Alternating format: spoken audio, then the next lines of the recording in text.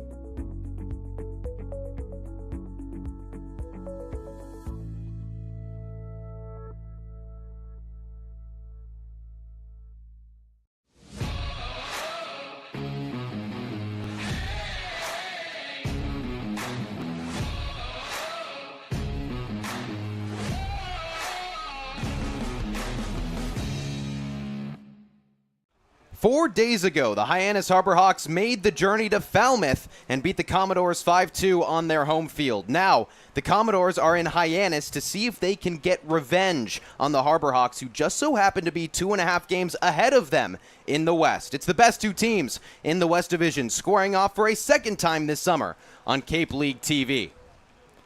Happy Saturday, everyone, and thank you so much for spending it here with us. Graham Nash, Max Schwartzberg, and Giovanni Collada coming to you live from McKeon Park. Max, Hyannis has the best team batting average in the entire Cape Cod Baseball League, but the last time they faced off against Falmouth, it was actually their pitching that got them the win. You're absolutely right, Graham. The pitching put on a clinic. How about 12 strikeouts for Harbor Hawks pitching? And they've been so impressive to watch this year. But what I want to focus on is how many players the Commodores left on base. 15. And what that tells me is they have clutch pitching. They're able to execute their pitches in really high leverage situations. And that's obviously going to work out well for Mitch Carricker. They're hoping to pair that good defense with some really good offense, which, Gio, this team is coming off arguably their best offensive performance of the season against Orleans. And the scoreboard reflected that with 11 runs. That's a season high for the Harbor Hawks. And there were only 3 innings last night where the Hawks did not score any runs. That's usually going to get you a win. And that's a performance, Graham, that can propel the Harbor Hawks for the remainder of the summer. Yes, it'll get them through that game, obviously, when you hit a first pitch leadoff home run. And that was what Matt Mira did last night. But with that kind of jolt of offensive life, it brings you through an entire summer as you try to patch wins together. Well, just a couple moments ago, I actually got the chance to ask manager Mitch Carricker about that really hot offensive day yesterday. Graham Nash catching up with manager Mitch Carricker before the game. Coach, in yesterday's contest, every single batter got on base, all but one got a hit. How do you carry that forward, make it more consistency, less of a one-game happenstance? Yeah, I think it just goes back to their approach. We had a really good BP today. Early work was really good, so hopefully they can stay consistent in whatever they did yesterday, and that can translate into some success tonight. Staying with the bats over the last 2 games, a combined 24 strikeouts. Is that becoming an increased concern for you at all? No, not at all. The name of the game is to score runs. Obviously we don't want to strike out, but that's going to be part of the game at some point. We are going to make some small adjustments to at least put the ball in play and make those guys play defense. But I think our guys are doing a good job right now. Now, looking at this matchup, the last time you guys played Falmouth, 6 walks for the pitching staff. They loaded the bases in 3 different innings. What are you looking for from their approach to maybe make it a little less stressful for you tonight in the dugout? Yeah, I mean, anytime we talk about it a lot, it's just the free bases, right? Whether it's walks, hits, errors, hit by pitches, doesn't matter what it is.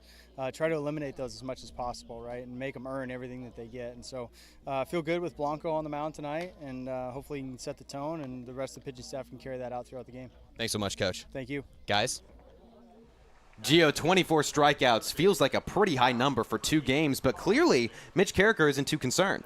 And he has no reason to be until it begins to result in losses, Graham, because you can strike out all you want, but if you put up 11 runs, if you get leadoff homers, as we just alluded to before Coach went on, that's not going to be a problem until, again, it starts to result in losses. So if the wins keep coming, Coach Carricker's got nothing to be worried about. Max Carricker pinpointed the free passes as a big theme for their losses this year. And last night at Orleans, they actually allowed 2 free passes via the hit by pitch, but it went in their way still. So it seems like a problem, but they're still finding ways to win. Well, you know what I always say, good teams find ways to win baseball games. Of course, Mitch Carricker wants to limit those free passes as the season gets further and deeper as we go to July, because this team, they're meshing together, they're gelling, and they're going to get more comfortable with each other. They're going to trust their pitches more. But, of course, this is a team that can win games despite some adversity. Well, Mitch Carricker has a brand new face in this lineup tonight, and Ava Fernandez, our sideline reporter, had a chance to catch up with him pregame. Hi guys, Ava Fernandez here with Jeff Luigi from Duke. And Jeff, it's your first Cape Cod game, and are you excited? Very excited. I mean, this is what you look forward to in the summer, just playing in a league against guys this good, and then with guys just around you that support you. Yeah, and what has it been like these first couple of days in the Cape? What's your favorite thing you've done so far? I mean, haven't done too much. Only got here 2 days ago, long drive from Pennsylvania, but went and saw the Kennedy compound today, right on the beach. Pretty impressive. That's awesome. And what can fans and players kind of expect to see from you tonight in the field? In the field, I mean, I'm at second tonight. Just a sort of well-rounded infielder. Likes to put the bat on the ball, hit it all parts of the field, and maybe get into one. Yeah, well, good luck tonight. All right, thank you. Guys? Thank you so much, Ava. We will be right back for first pitch.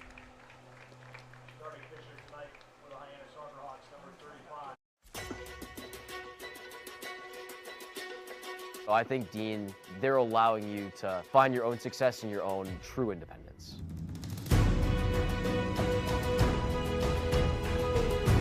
Dean is a whole group of all different kinds of people and communities. Since I've come to Dean, I've learned a lot of time management skills. Our community is especially tight-knit, and the majority of our students live on campus. And you are guaranteed 4 years of housing while you attend Dean.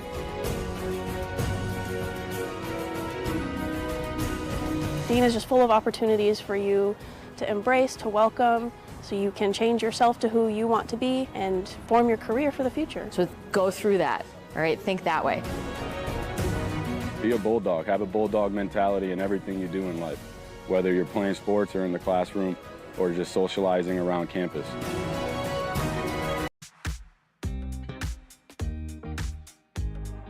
When it comes to delicious food, the best place to start is with great appliances. And Cam Appliances is your one-stop shop for any budget with brands like Thermador, Viking, Bosch, GE, and so much more.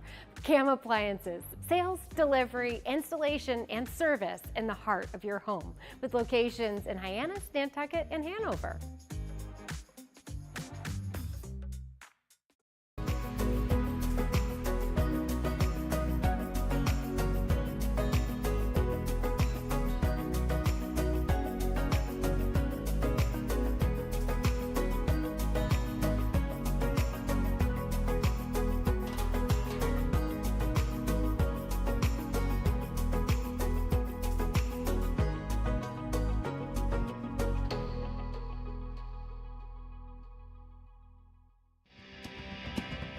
If you need to dig, lift, move, grade, clear, or cut, pump, weld, clean, light, and just about anything else, dial up the rental source for the newest and the most reliable equipment in New England. Staffed with equipment and construction experts, Milton Rents, your local source.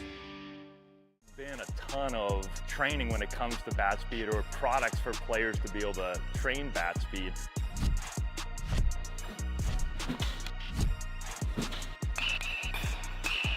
You can improve your bat speed and reach your goals working 10 to 15 minutes a day on this a couple of times a week. That's a no-brainer for every player.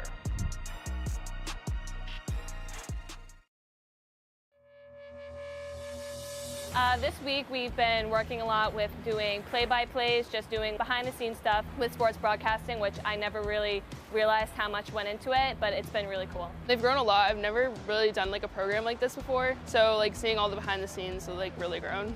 I've learned how to really just gain confidence in my play-by-play speaking, and I've learned more terms here when it comes to directing and producing, and I've just had a great time with John Rook. Doing the play-by-play stuff and all that, being with a guy like John Rook, understanding what like the major kind of entails doing this camp, just really a preview for what you do here at Dean or any other college doing broadcasting, so I'm definitely more prepared to make this a job of mine.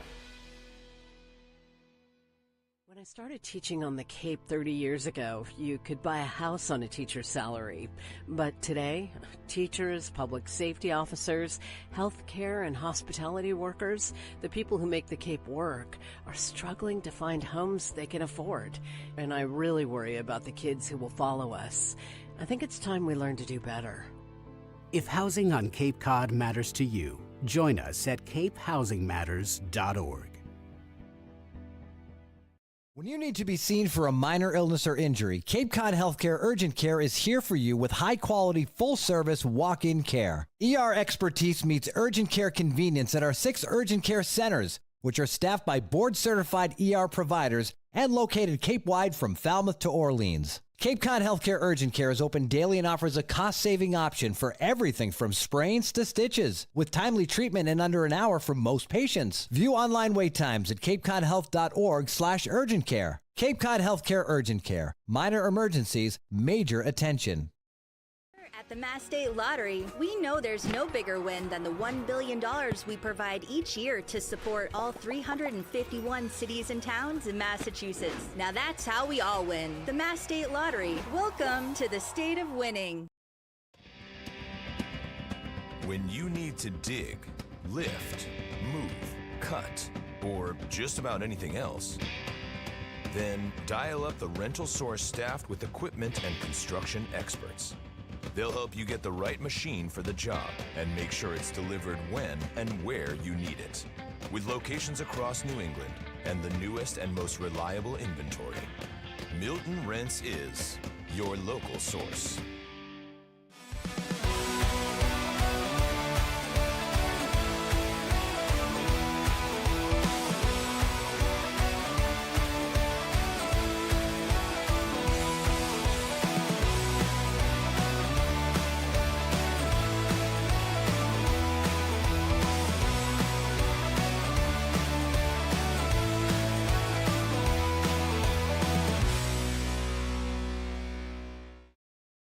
Owning a home means you can protect your family and put down roots in a community you care about. It gives you a place to celebrate the joys of daily living and be together during tough times. But for many on Cape Cod, home ownership is slipping further out of reach. Help make sure the American dream is available to the teachers, public safety professionals, and all the other people who make the Cape a special place. Visit capehousingmatters.org to find out more.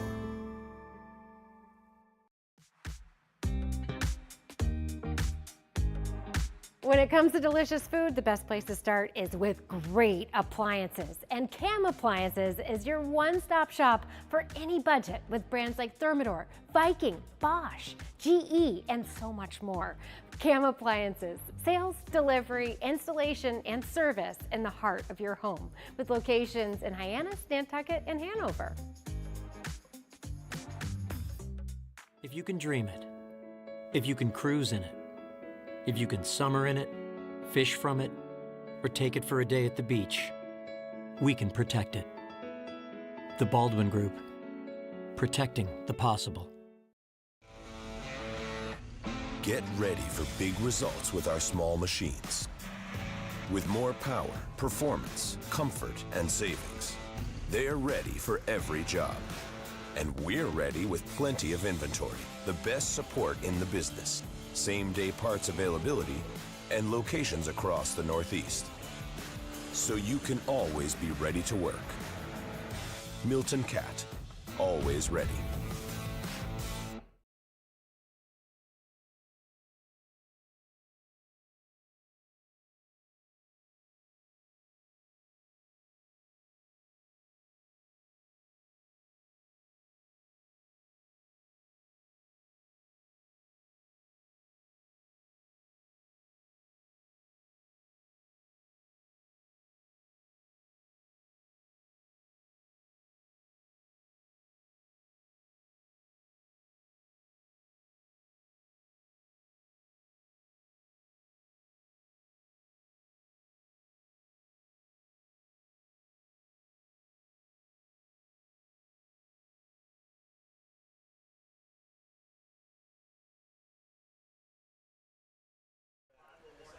Hyannis and Falmouth just a couple moments away from squaring off for the second time, this time at McKeon Park. Here is the away batting order that manager Jared Saltalamacchia has gone with for this ball game. Antonio Morales is leading off, the third best on base percentage and seventh best average in the Cape League. He has been phenomenal, followed by Adrian Lopez and Micah New, then Ken Schmidt, Carl Schmidt, and Bear Harrison, with Ben Royo, Chris Newstrom, and Justin Osterhaus closing the deal. The pitcher for Hyannis that this batting order will be facing is Evan Blanco. He's making his third appearance. He's got a 2-flat ERA.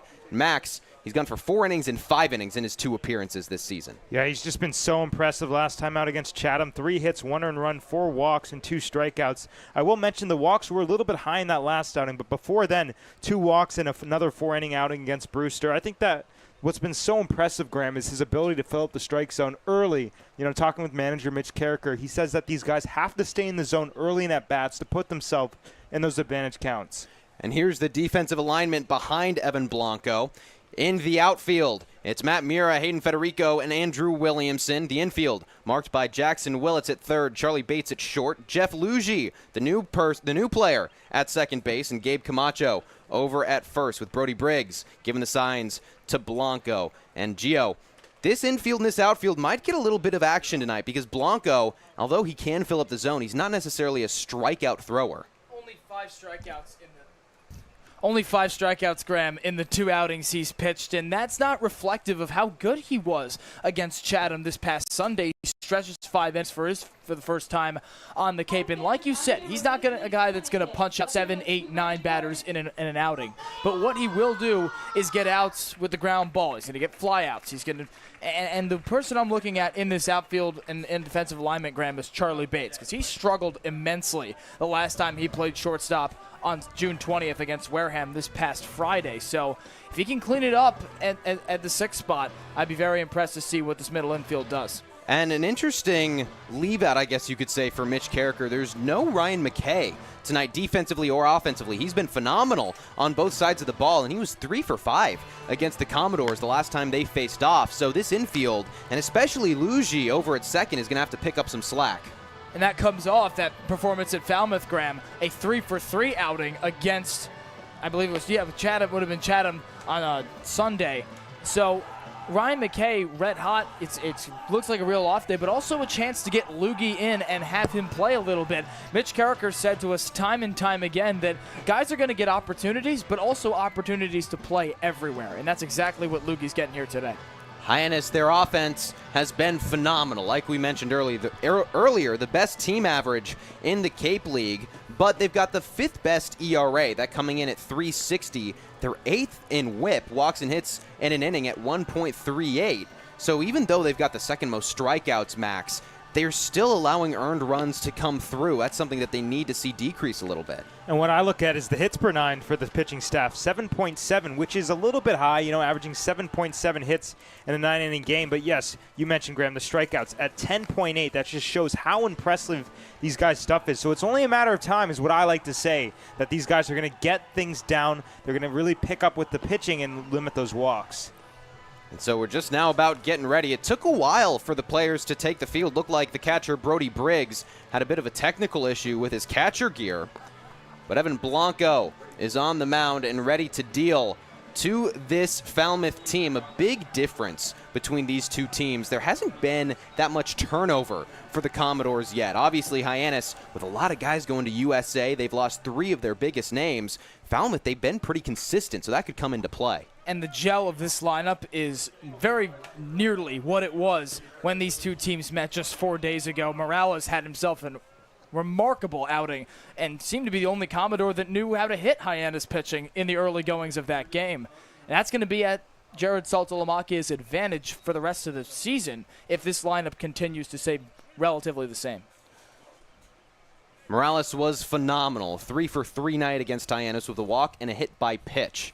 And he takes a ball upstairs for the first of the ball game. First pitch coming at 6:06, a couple minutes late. It is a gloomy, foggy day in Hyannis. A lot of fog rolling in off the water. But the rain is staying away for now. Chops one to second base. Luigi gets early action and makes the play. This is why Blanco has been so successful. We mentioned that 2 ERA in those 2 starts.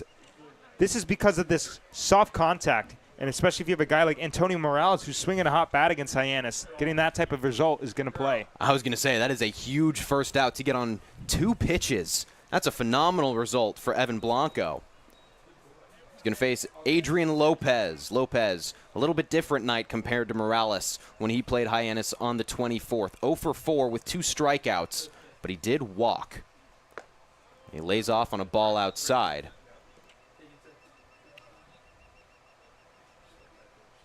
We saw his teammate Abri Covarrubias hit one of the most hard-hit home runs we've seen last night, Graham.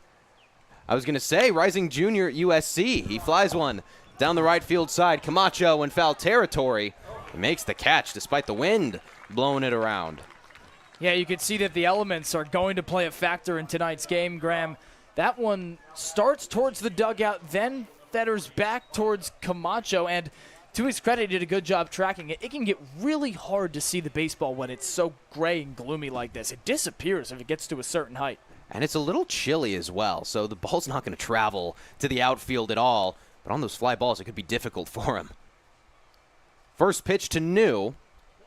Just misses. You wouldn't not have guessed that the ball would not be traveling. If you saw Falmouth's batting practice, they were sending balls left and right out of the park, and some deep ones too. Mike Anu 0 for 3 in his first ball game against Hyannis. He fouls one straight back. He did draw a walk, had 2 strikeouts.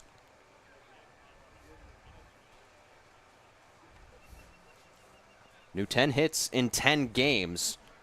Just hasn't quite had his best stuff, despite being tied for first in the league in home runs. He swings right through the 1-1. First on the team with a 983 OPS. The average at 263, so it's just the slug that really sticks out, Graham.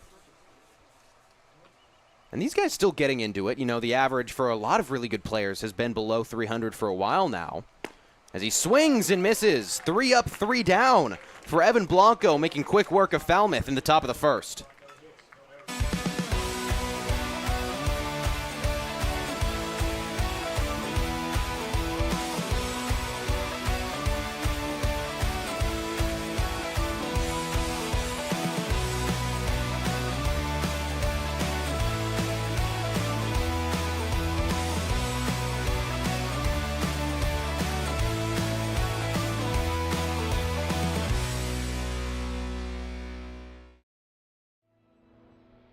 Your future begins at Dean College. Make a difference. Leave your mark. Break the mold. Be a leader. Achieve unimagined heights. Believe in yourself. Make lifelong friends. This is your time. Your place. Your home. Your Dean. It all starts here at Dean College.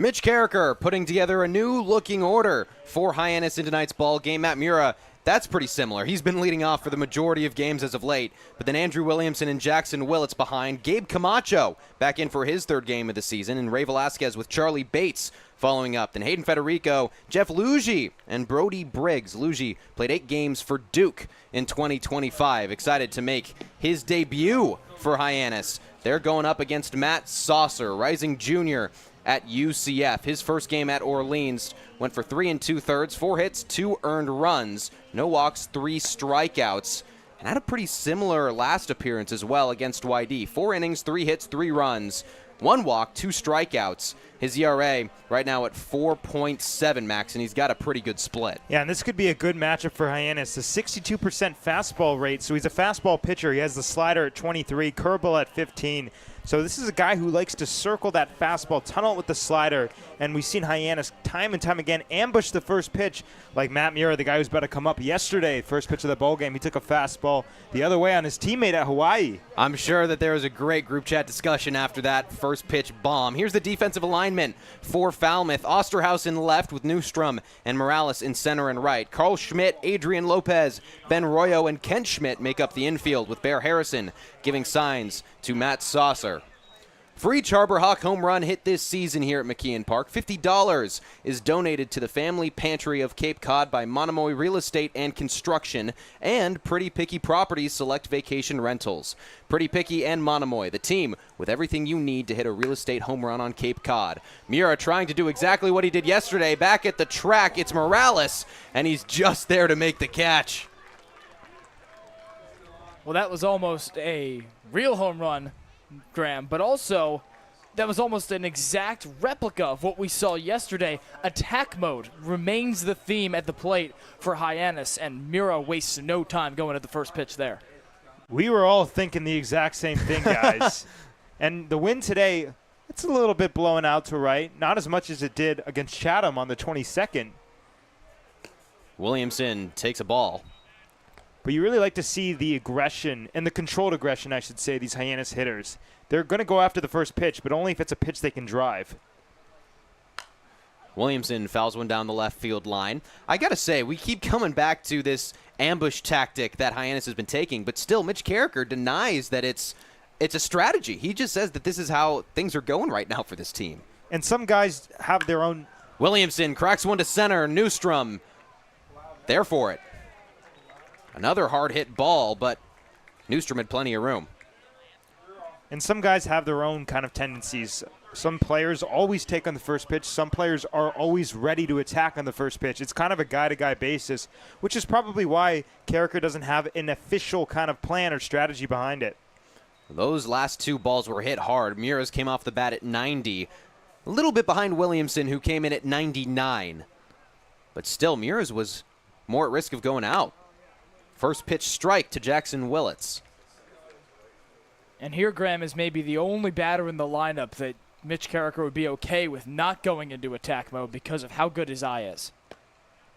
He's down 0-2 early, but you're exactly right. Willits leads the league in walks with 12, despite only playing 6 games. Most other players making their 10th, 11th start at this point. It lays off the 0-2. This is exactly what he's so good at. An 0-2 count, and he can draw balls like no one else. As a pitcher, you have to really challenge a hitter like this because it's so hard to fool him on balls that you chase. 1-2 for Willits. Fouled straight back. And in the rare event, he takes an ill-advised swing. We saw him strike out twice yesterday. That is uncharacteristic, and we said it after both of those Ks, Graham, because of how good he is at plate protection and at leaving pitches he shouldn't swing at. Willits on a 2-game hitless streak. He's 0 for his last 7 at the plate with, like you said, Gio, 2 strikeouts yesterday. Chops one up the middle, charging in Lopez off a tough hop, and he still beats the batter. 3 up, 3 down for Falmouth. A little pitcher's duel through the first inning. 0-0 at McKeon Park. If you can dream it, if you can cruise in it, if you can summer in it, fish from it, or take it for a day at the beach, we can protect it. The Baldwin Group, protecting the possible. Hasn't been a ton of training when it comes to bat speed or products for players to be able to train bat speed.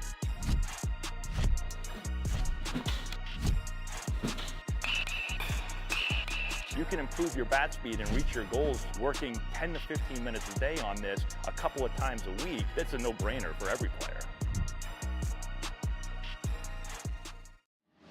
Cape Cod 5 is proud to be the official banking partner of the Cape Cod Baseball League. Cape Cod 5 offers a broad range of financial products and services tailored for every stage in your financial journey. Reach out to us. We're here to help. The lights at McKeon Park stay bright all season long, thanks to the Knack Cape Cod. The Knack offers 2 locations, Hyannis and Orleans, both offering delicious burgers, tacos, sandwiches, and more. Visit theknackcapecod.com to order online today. The Knack Cape Cod is proud to be the Light Up the Park sponsor of the Harbor Hawks all season long. Well, a little bit different start to this ballgame offensively than compared to the last. Hyannis against the Commodores just 4 days ago scored 2 in the first inning.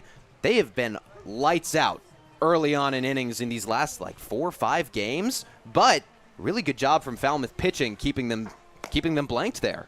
Well, they upped it yesterday to 7 out of 9 games with runs in the first 2 innings. And, of course, the fastest start possible yesterday for Matt Mura with that leadoff home run. But we keep coming back to that theme, Graham, of attack mode. We're not just saying that because we saw it in that first inning. A couple of fly balls on the first 3 pitches of each count to Williamson or rather Mura and Williamson. And even the strike or the ground out for Willits, you saw some swings he might not have taken at certain points in a game. So they're swinging for the fences early. First pitch to Kent Schmidt is taken outside. Schmidt working a 167 average this season. Hasn't had his best stuff to start out.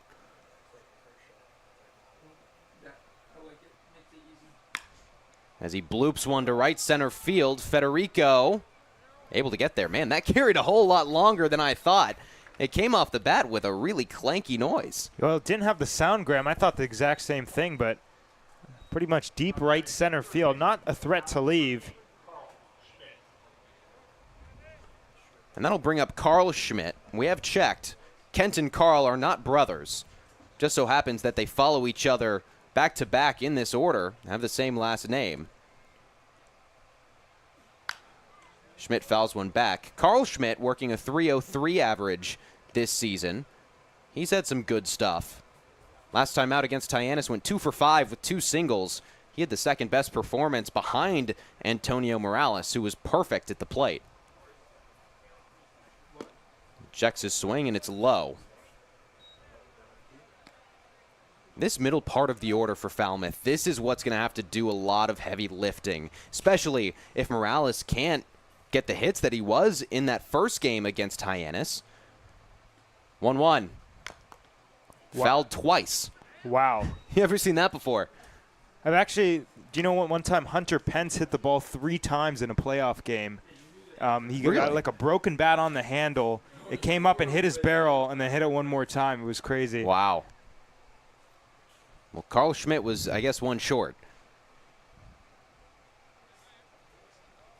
1-2 from Blanco. Skips in. But back to the point that I was making, if the top of the order doesn't perform, it's really on those middle 3 to make an impact. And one of the beautiful things about baseball is that on any given night, it could be this guy who has the big game or this guy. And it's such an individualized game that is still a team sport that, you know, you never know who's going to be the big heavy lifter in any given game. 3-2 count for Carl Schmidt. Both teams yet to have a base runner on board. Only the top of the second. Payoff. Hit to short. Charlie Bates gets a nice pick and makes a good throw. Well, Gio, you said early on that Charlie Bates had some errors over there, but so far so good. And that's one of the simpler ones he'll get tonight, and hopefully it is. It means it's not for him, obviously, but that's got to feel good after coming off of that game. Even the littlest of things can bolster confidence throughout the rest of an outing. Believe that was the Brewster game a couple days ago. Charlie Bates had some of those infield errors at short. As Bear Harrison takes a strike. Harrison, he came in at the very end of the game, flew out to Hayden Federico to end a 3-game ball game. He was pinch hitting. So he's looking for his first time really consistently seeing Hyannis pitching. And he swings through a breaking ball. Federico getting his first start in center today kind of speaks to the versatility because Mura is usually the everyday guy, but clearly Mitch Carricker wants to see how each guy plays in different positions. And as we know, Federico, Mura, Williamson, they can all make pretty spectacular plays. Ball outside there to Harrison. Yeah, Carricker pretty much flip-flopped the center and left fielders because Mura, like you said, in center most of the time, Federico in left. But it speaks volumes to just the talent of this team, their ability to play different positions. 1-2. Fouled straight back. And we've seen a bit of that in the infield as well. We've seen a shortstop have to go out to left field, a shortstop have to go to center after maybe an injured teammate or someone comes out of the game. That's just kind of Cape Cod baseball. And they say if you can play shortstop, you can pretty much play anywhere on the field besides catcher. 1-2, hit down left field side and through the gap. First hit of the ball game for either side belongs to Bear Harrison.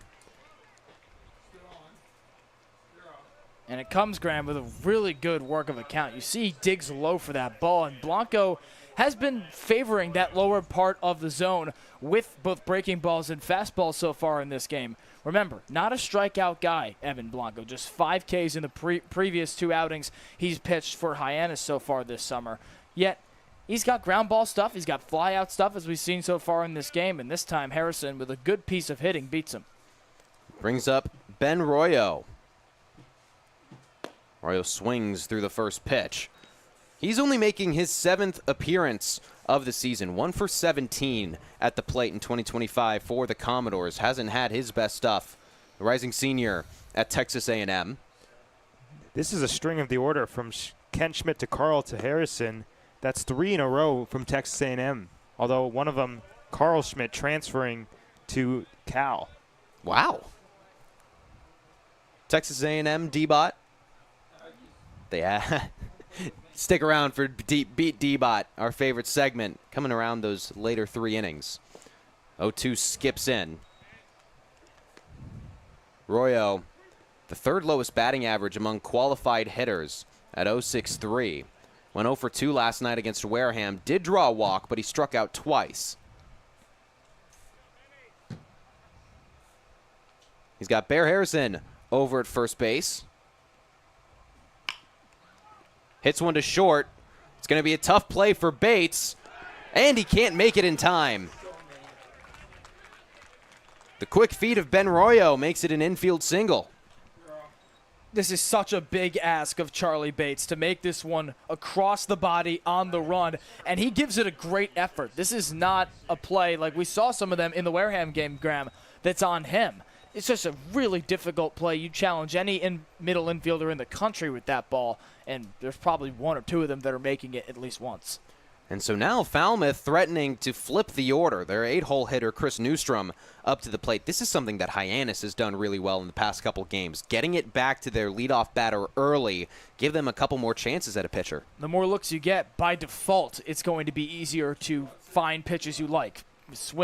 Pitch recognition, swing decisions all become easier if you see a guy more often. And Newstrom's one of the Falmouth players we saw pregame that hit a couple of balls well into the trees in batting practice, so look out.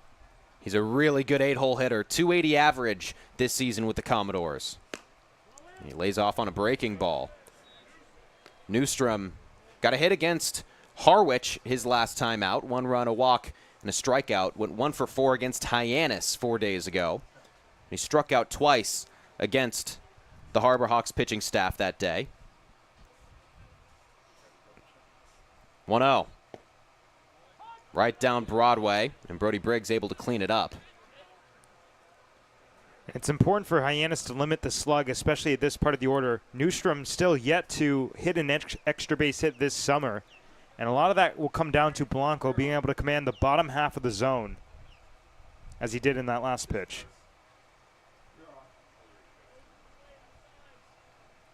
The 1-1. Just low. Hyannis has struggled pitching against teams with runners in scoring position this season at home.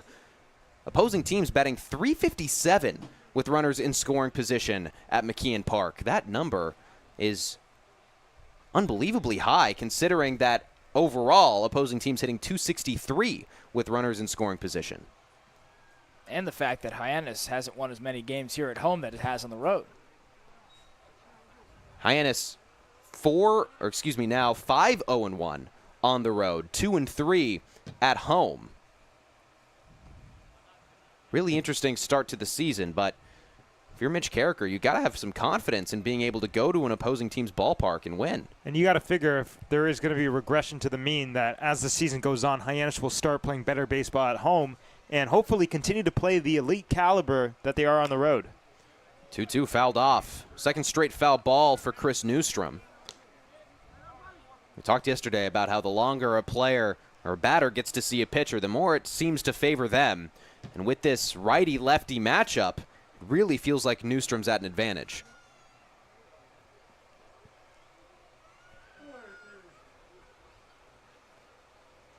Newstrom only with 1 RBI this season for Falmouth. Trying to make it 2, maybe even 3. 2-2. Inside, full count. And you got to credit this bottom part of the Falmouth order. They're not making it easy on Blanco. They're slapping foul they're slapping pitches foul that are competitive on the edge of the corners, and then they're taking ones that are nowhere close that Blanco would like to have a swing. Blanco 1 strike away from ending the inning. Runners go, and it's hit high towards center field. Hayden Federico back to the track, and he makes the catch to end the inning. Harrison and Royo get a singles, but Blanco able to get through it. You can make any bat feel lighter by adding a velo puck knob. Instead of having to go get a whole entirely new bat, you can simply add the puck to it. Players can use this with any bat. It's basically going to shift the weight of the bat a little bit more towards the hands. Players are able to hit the ball a lot harder just by simply adding the puck on.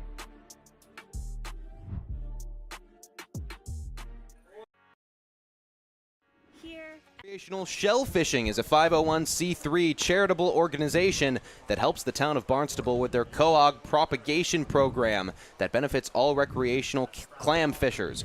Bars volunteers help teach people how to shellfish at the town's Learn to Shellfish classes that are held in the summer.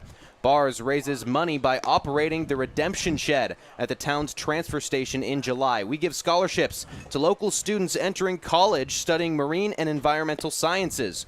We have awarded over $120,000 in scholarships since we were founded in 2003. Please consider bringing your redeemable bottles and cans to the Redemption Shed in the month of July. We sell our homemade chowder at local festivals and support other nonprofit organizations on the Cape, like the Cape Cod Maritime Museum and the Barnstable Clean Water Coalition. Bars is pleased to sponsor the Hyannis Harbor Hawks again this year at tonight's baseball game. Who's That Harbor Hawk? One of our other favorite segments. 2013 CCBL stats. Interesting. University of Arkansas has played for 3 MLB teams. Any guesses, gentlemen? I'm clearly not very good at this because I have no clue. I'm with you in that same boat. Max is our best guess right here. I got nothing, guys. You stumped. I will say the last 2 times we've played this, there has been a user on Twitter that has, or rather X, excuse me, that has guessed this correctly. That's right. Feel free to tweet at us at Harbor Hawks if you know the answer. Gabe Camacho takes a ball upstairs. Camacho only playing in his third game of the season, but man, he has been so solid throughout both of his first 2. Skies one straight back. Maybe a play for Bear Harrison, the catcher. Not quite. I threw my hand out the window in the 1 in a million chance that would somehow land there. Camacho, he was 2 for 3 against Chatham, 1 for 5 at Orleans. Came into this on a 6-game hit streak that trailed back to his his sophomore season at UCSD. This time hitting one towards center. Chris Newstrom on his horse to the warning track.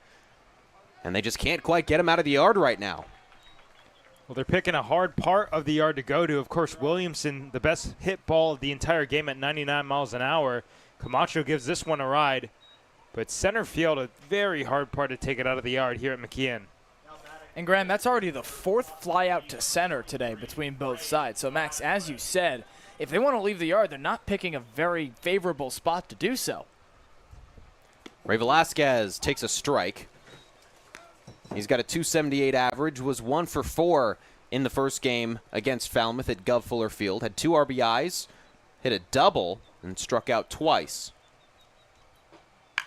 This time he sends it towards right center. A couple different Falmouth Commodores on their way, and it's Morales in right. Quick 2 outs. Saucer is retired all of the first 5 that he's faced. And now you got 2 flyouts to right, 2 to center. And I guess if you want to take a positive, the Harbor Hawks are getting extended. They're keeping the ball off the ground, which in certain situations is a very favorable thing to do. Now they got to get that 99 EV to right field. Brings up Charlie Bates. Check swing, fouls one off. Bates did not play last night in Orleans. Last time he played was against Brewster here at home on the 25th. Went 0 for 4 with 3 strikeouts. It's a tough day at the plate for the lefty from Stanford. And he's down 0-2 early. Saucer's got incredible command of the zone right now. Whether it's to generate that fly out, the one ground out he's gotten so far tonight, these pitches are going wherever he wants them. 0-2. Fouled off. Charlie Bates, despite maybe not having the best start to his season, he's only had hits in 4 games that he's played. He's got a very mature approach. Rising sophomore at Stanford, but he feels like he's always in control. The 0-2 again. Misses. And that's the same philosophy that runs through this entire lineup, Graham. The discipline at the plate that's balanced with aggression on pitches that they know they can drive. We hear Hayden Federico talk about this all year long. Miles Bailey, when he was here, would say this all the time. Takes back-to-back balls. Just like you see right there. If that's not a pitch you feel comfortable swinging at, quite simply, don't swing at it. And it's worked wonders for the Harbor Hawks so far this year, and it's no surprise that Charlie Bates has adopted it while he's been here this summer. Bates a .250 average this season for Hyannis. Takes 3 straight balls. And that's what's so impressive. You know, he's down 0-2, fouls a couple off, then he takes balls, and that's really important for him to be able to work himself back into a favorable hitting count. He's only drawn 1 walk this season. That was against Wareham at home. Payoff. And he fouls it right back into the glove of Bear Harrison. 6 up, 6 down for Matt Saucer. Still tied at 0 at McKeon Park. Get ready for big results with our small machines. With more power, performance, comfort, and savings, they're ready for every job. And we're ready with plenty of inventory, the best support in the business, same-day parts availability, and locations across the Northeast. So you can always be ready to work. Milton Cat, always ready.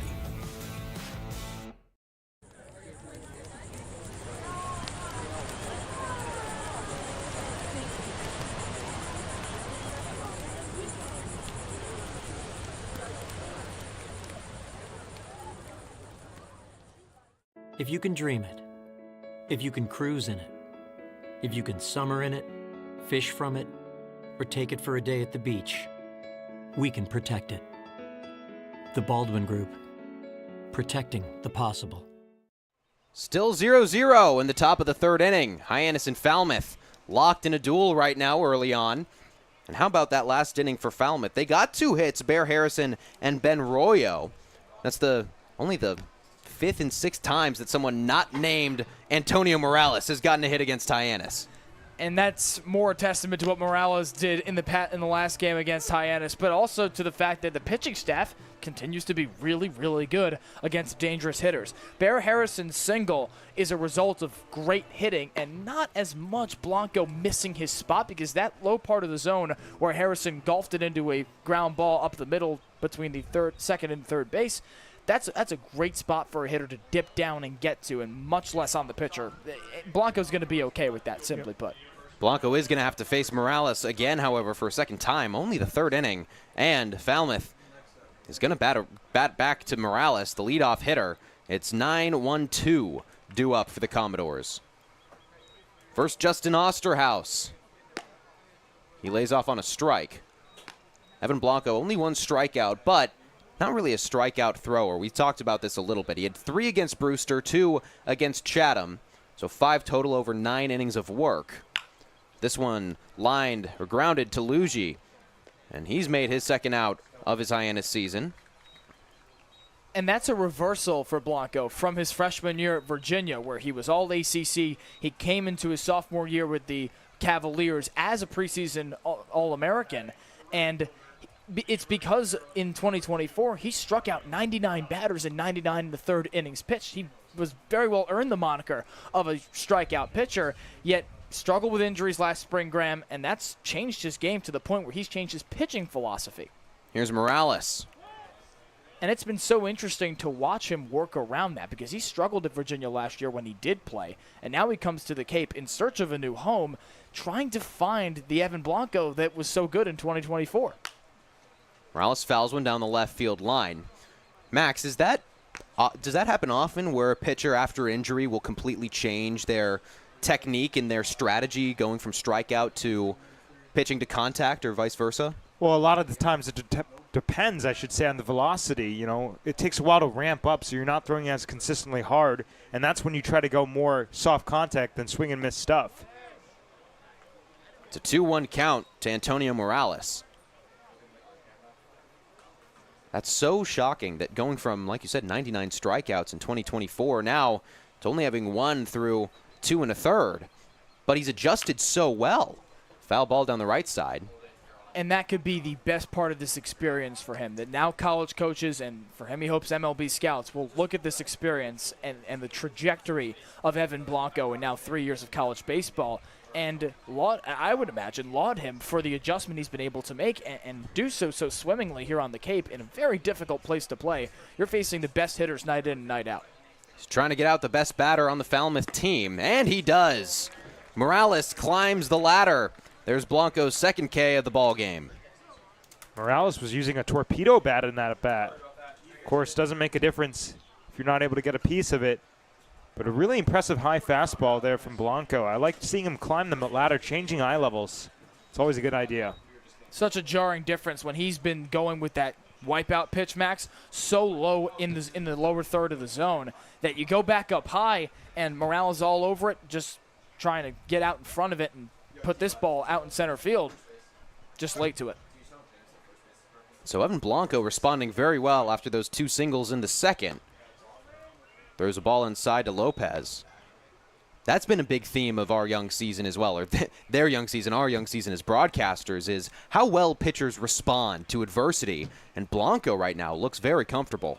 And I'll liken it to a performance we saw from Santi Garcia a couple of nights ago. He actually in Falmouth against the Commodores. He inherits the bases loaded and gets out of it, right? Or rather, I'm confusing my outings with him. In Bourne, he inherited the bases loaded, got out of it. At Falmouth, he works into an inning, works himself into a bases loaded jam, and then gets out of it. That's a metaphor for the entire philosophy of the pitching staff. Blaze Martinez, Ray Korn, and Mitch Carricker, the manager, of course, with the pitching coaches, have exuded that all season long. Doesn't matter what the situation is, you got to bring your best stuff from the first pitch to the last. It's a 1-1 count to Adrian Lopez. And he stays alive. Lopez popped out his first time around. Goes to Gabe Camacho in foul territory down the right field line. And these top 3, if they're not able to get much going, it's really going to lie on the next 6, obviously. But so far, so good. Bear Harrison in the 6th spot. Ben Royo in the 7. Each have singles. Another foul ball. And Williamson giving it chase like he can make the play. Wow, he had a chance. He could have. He was shaded towards center field all the way at the far end of right field. And he gave that a ride, like you said, Graham. Goes smashing into the wall at the end. Would have been a very difficult and probably bruise-laden play if he tried to make it. Good effort, though. That's exactly what Mitch Carricker wants to see. And we've got a pitcher warming up in the home team's bullpen. It's Tsubasa Tommy coming back in for his 3rd appearance of the Cape League season. Grounder to third base. Jackson Willits at the hot corner makes the play to end the inning. 3 up, 3 down for Evan Blanco already heading into the bottom of the 3rd. And we are going to keep it here with our sideline reporter, Ethan Wax. Ethan? Thank you very much, Graham. After a fabulous bounce-back win over the Orleans Firebirds 11-8 last night, the Hawks look to keep the good times rolling. Hyannis currently leads the league in runs scored with 60, hits with 95, doubles with 20, walks with 65, team batting average at 260, stolen bases with 30, and a 763 team OPS heading into tonight. Andrew Williamson, Jackson Willits, and Ryan McKay are all in the top 10 in OPS. Putting up 11 runs last night is no surprise to the team as they average nearly 7 runs per game away from McKeon Park. By far the best offensive performance on the road. Although they didn't score in the first inning tonight, the Hawks have been fast starters, scoring 14 runs in the first inning in 12 games this season. Now we head back to the booth for the bottom of the 3rd inning. Guys? All right, thank you so much, Ethan.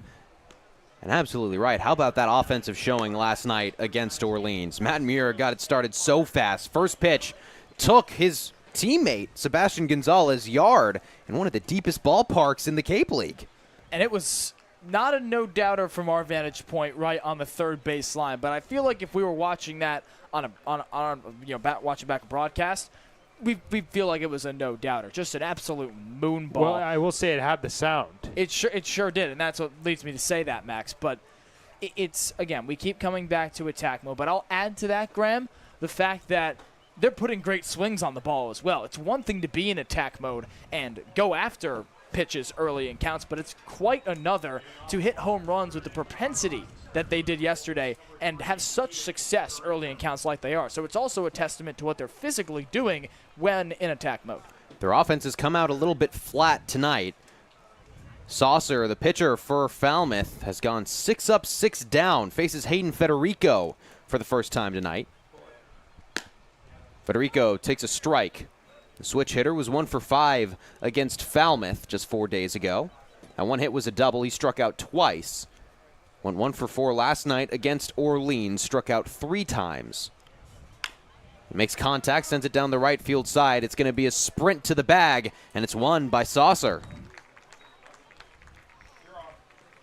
7 up, 7 down. Saucer is unbelievable form. So impressive what he's doing right now. He's gotten them out in every which way too. Just the 1 strikeout, but the 4 flyouts and the 2 groundouts he's gotten outside of that, Graham, have come in all different ways. Pitches on the inner third, pitches on the upper half of the zone. To have that pinpoint location and get outs in multiple ways, it's so impressive and very difficult to hit. Here's Jeff Lugie, 6 foot, 185-pound rising sophomore at Duke. During his freshman season with the Blue Devils, only played in 8 games, only started 2. As he takes 2 balls to begin his first at-bat. He got 1 hit, was 1 for 9 in his freshman season. That only hit coming against North Carolina A&T on March 4th. He cracks one down the right field side. But still, despite the fact that he didn't have the best freshman season, there's been a lot of excitement about his arrival. This is the former Pennsylvania State Player of the Year out of Mechanicsburg High School. And for Lugie, Duke is a very good baseball program. It's not surprising that he only played that many games. And he's got the, obviously the accolade and the prowess that to garner that excitement, Graham. He just didn't get to show it at Duke yet. And that's what's so great about the Cape, is that players that may not be at the top of the totem poles of their respective programs get to come to the Cape and show why they were recruited as such. 3-1. Misses outside, a 5-pitch walk to Lugie. Well, look at that, making an impact as the newcomer. Lugie only drew 2 walks for Duke in 2025. He'll gladly take that, so will Mitch Carricker, as that gives a chance for Matt Muir, the leadoff hitter now, to come up to bat. He's currently in the on-deck circle. But first, it's Brody Briggs, left-hander from Arizona State.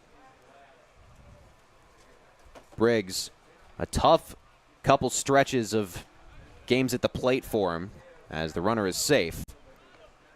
He is 0 for his last 12. Only has 1 walk, 2 strikeouts over that stretch.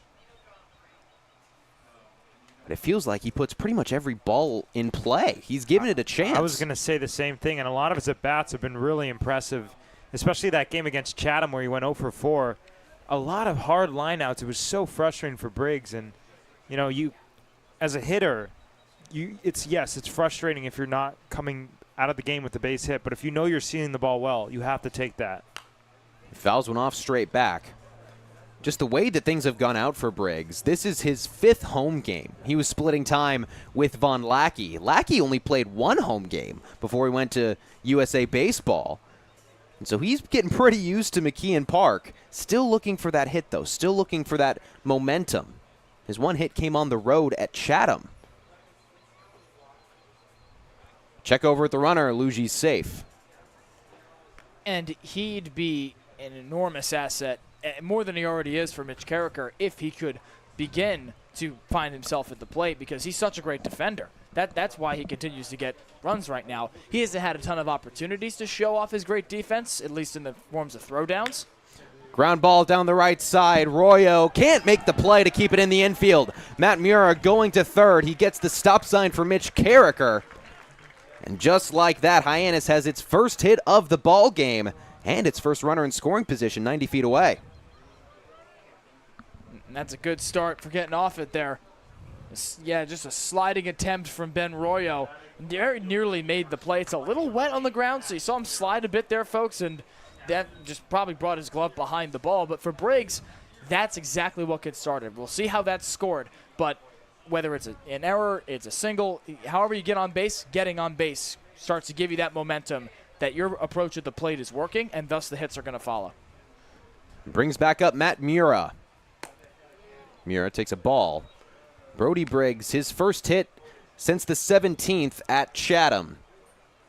That's got to feel so good for him moving over his runner as well, as it is called a single. Mura chops one that just goes foul. Mura blasted one to right field that we nearly thought was going to go for a second straight game for the second straight time in his first at bat. On the first pitch. Right. Was it the first pitch as well? It was indeed. Oh, man. Pitch as well. Because you, Graham, you were mid-read. That's right, man. He is in attack mode. This time, he's seen a couple more pitches.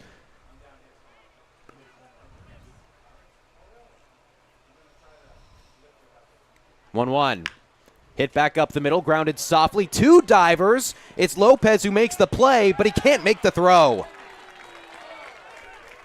Jeff Luigi comes home to give Hyannis the first run of the ball game, and Brody Briggs moves into scoring position for Hyannis with one out. Well, another RBI single for Matt Mura. What's new? And whoa, a collision almost. And a nice play by Adrian Lopez nonetheless. The Harbor Hawks just scraping together anything they can. This is why they are winning ball games. They're able to get runs when they're not even leaving the infield. That's the 9th RBI of the season already for Matt Mura. He has been so solid, and he's been in the leadoff spot from the majority of his season. Pullback bunt attempt from Williamson. And that's got to grow comfortability there for Matt Mura. Not too sure if he let off at Hawaii, but maybe he goes back to the Rainbow Warriors and does just that because of how effective he's been in that spot. So for Mitch Carricker, if it ain't broke, don't fix it. And a fake check over at the runner at second. Man, Saucer just floated a pitch or a pass to Lopez. We've already seen a couple of those this season where Hyannis' opponents kind of loft one and it just goes over the shortstop's head into the outfield. Williamson swings through the 1-0. There's that changeup way out ahead. And if he's going to read that swing, he might go back to it. Go ahead. Williamson coming off a great 3-for-5 performance against Orleans. Kind of felt like he got some of his magic back after 2 0-for performances. He's ahead 2-1. And I was going to say, Graham, that you saw with that big swing and miss right there, the downside of always being in ambush mode, that if a pitcher can exploit the weak spots of a hitter's zone, it's gonna hurt you taking the big swing and trying to attack every single pitch. And see if Williamson can avoid that fate here. 2-1. He swings through another breaking pitch. Big case in point right there. Williamson, that 3-for-5 performance against Orleans made it his 3rd multi-hit performance. He's kind of been a little choppy, a little inconsistent, but when he hits in bunches.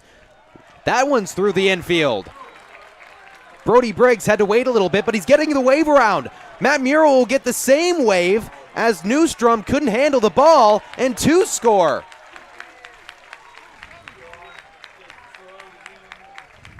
Hyannis gets 3 in the bottom of the 3rd, and there's still only 1 out.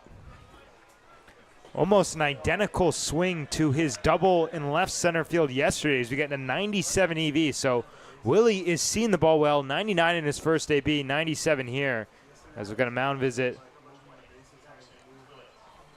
Matt Saucer had such a strong start to the ball game. 7 up, 7 down, and then it felt like that walk to Luigi flipped everything on its head a little bit. it also just throws the pitcher out of your rhythm. You know, you're pumping strikes in, you're getting easy outs, and then all of a sudden a guy works along at bat. Not only is the result unfavorable, but you had to throw so many more pitches than you're accustomed to when you're getting those quick outs. So Saucer's going to stay in the game. There's now someone starting to get loose a little bit down the right field bullpen for Falmouth. See someone getting catcher's gear on. Couple arms moving around. But for right now, it's still Saucer's inning to finish. Willets takes a strike right down Broadway. Go ahead, Graham.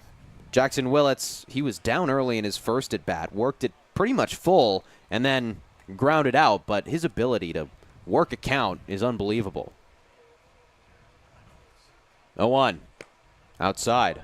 You said exactly what I was going to, and just I'll add to that this is such a difficult part of the order. And you convolute that with Jackson Willets coming to the plate, that it's a guy that's probably going to work a walk here. 1-1 is upstairs. Maxie just doesn't expand the zone, it feels like. No, and something that we talked about yesterday is like some guys have MLB eyes, or a lot of it comes down to some guys have more talent with it at the eye thing, but there's obviously a lot of reads that you can get. Just being able to see a lot of pitches during your career can help. But at the end of the day, guys like Juan Soto are like Juan Soto for a reason. They just have a better eye at natural form than other guys.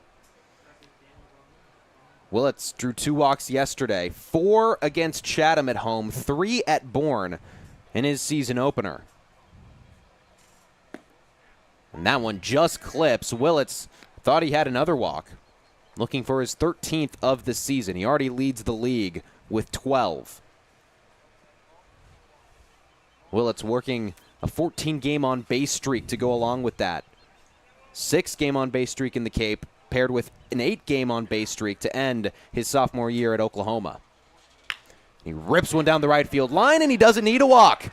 He's got at least a single. Williamson comes home easily. Willets stands up on second. And after the first 7 batters were retired, an offensive explosion. Right into that corner, and Willets just hooking it. And when things are going well, or rather I should say, hitting is contagious, as we've seen. That's now 4 straight hits, going back to Brody Briggs. And you know what this started with? The walk and then that little weak infield single. That's just the game of baseball for you. That pitcher still warming up for Falmouth. No movement from the dugout, however, as Gabe Camacho takes a ball outside. Well, if there's a guy that you don't want coming up as a team has a lot of momentum, it's Gabe Camacho. Already a 333 average this season and tons of power. Fouls one off. You can see Camacho shaking his head. He expanded the zone on that one. That's a really good spot from Saucer, kind of utilizing that low and outside corner. It was honestly probably a strike, but Camacho's frustrated because it's not a 2-strike count. He doesn't need to swing at that pitch yet. 1-1 misses high. Camacho, during his sophomore season at UCSD, had the 3rd most doubles, the most triples, 4th most home runs. But he also had the 6th best on-base percentage in the conference. He's got power. He's also an on-base machine. 2-1, just clips. And that is such a deadly combination for a guy who's traditionally a catcher, although he's been at first base for the majority of this season. Still only 1 out in the inning. 2-2. Softly hit down the right field side. Ben Royo gets the 2nd out.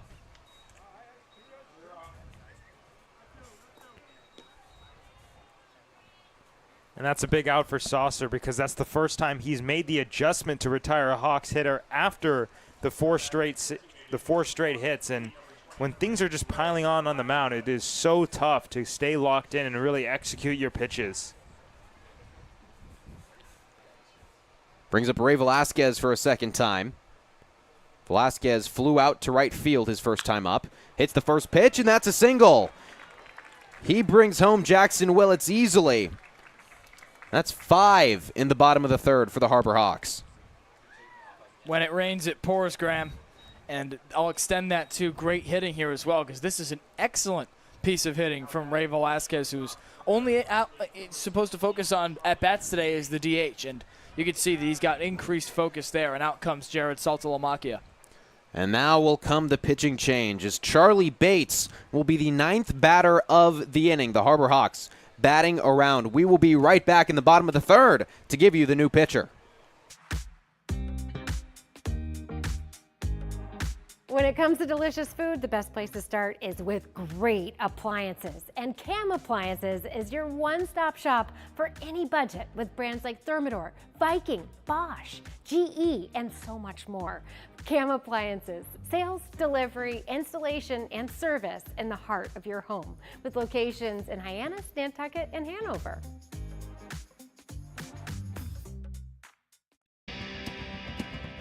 If you need to dig, lift, move, grade, clear, or cut, pump, weld, clean, light, and just about anything else, dial up the rental source for the newest and the most reliable equipment in New England. Staffed with equipment and construction experts, Milton Rents, your local source.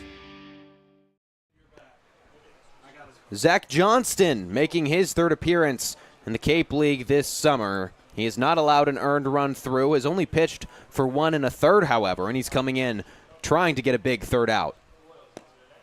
Well, it's a big ask. You know, Charlie Bates wants redemption after that strikeout to end the 2nd, and as you mentioned, guys, batting around. And when things are going well, the Harbor Hawks can continue to string together hits, but it's going to be a difficult matchup for Bates, having to go lefty to lefty, and interesting kind of sidewinder profile a little bit. And to bring an end to a tumultuous day for Matt Saucer, 3 2/3, 5 hits, 5 runs. We don't know how many are earned yet. He's still responsible for Ray Velasquez on first. Just the 1 walk and the 1 strikeout. The aforementioned walk, Graham, was the spark plug for this explosion of an inning for Hyannis. Jeff Lugge works a great count, gets himself on base, and walks equal runs, and they equaled 5 runs in this 3rd inning for Hyannis. Yeah, after that walk, 5 straight Harbor Hawks got a hit, and 6 of the last 7 have gotten a hit. The only out was Gabe Camacho, who grounded out to second baseman Ben Royo. Charlie Bates, the only strikeout on the day for Hyannis, and he takes a ball low. Johnston, rising senior at Wake Forest.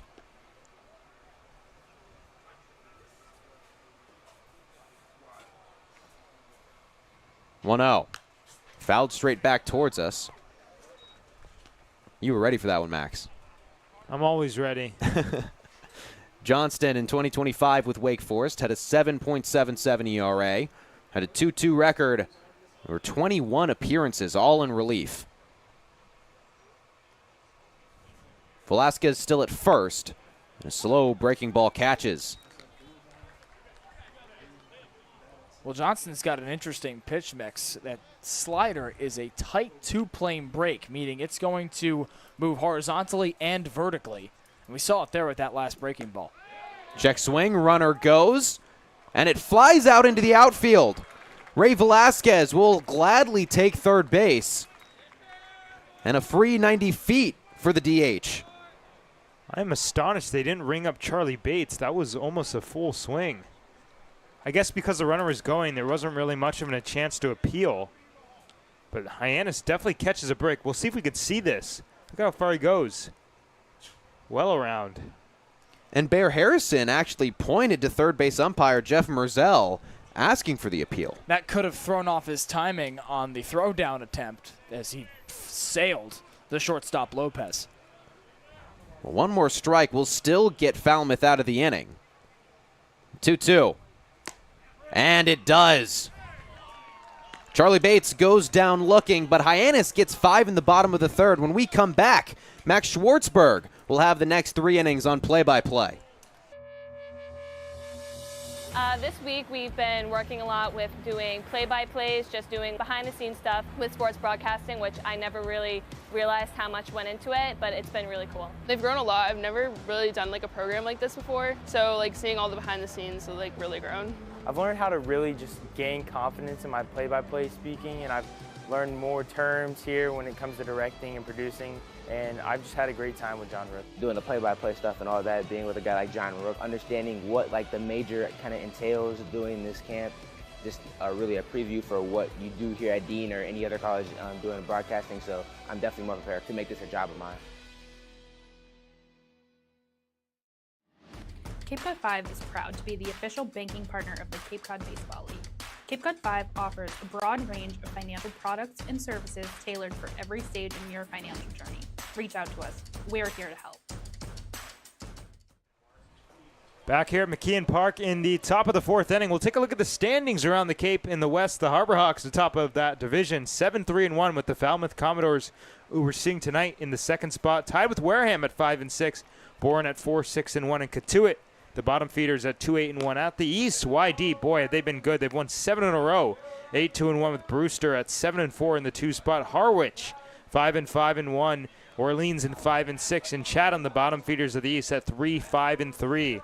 We got a new pitcher, Tsubasa Tommy, coming out for his third time this season, his third time relieving Evan Blanco. Kind of a routine for Mitch Carricker and co. And Tommy coming off an excellent outing against Chatham on the 22nd. 2 innings, 3 strikeouts. He faced the minimum, and he looked great. And let's, before we continue to discuss Tsubasa Tommy, let's give Evan Blanco his flowers for what very well might be his best outing of the summer so far. 3 innings, 2 hits, no runs allowed. That's the key number. Nobody walked, and 2 Ks. Not a strikeout pitcher, as we've mentioned ad nauseum tonight, guys, but he had the stuff to get outs, and that is what's most important for Mitch Carricker. Hats off to Evan Blanco. Well, Micah New to lead it off. He's a strikeout victim against Blanco back in the first inning. The first of 2 strikeouts for Evan. New leading the team with a 960 OPS. Has provided the slug in what else has been a non-slugging offense. First pitch, breaking ball inside.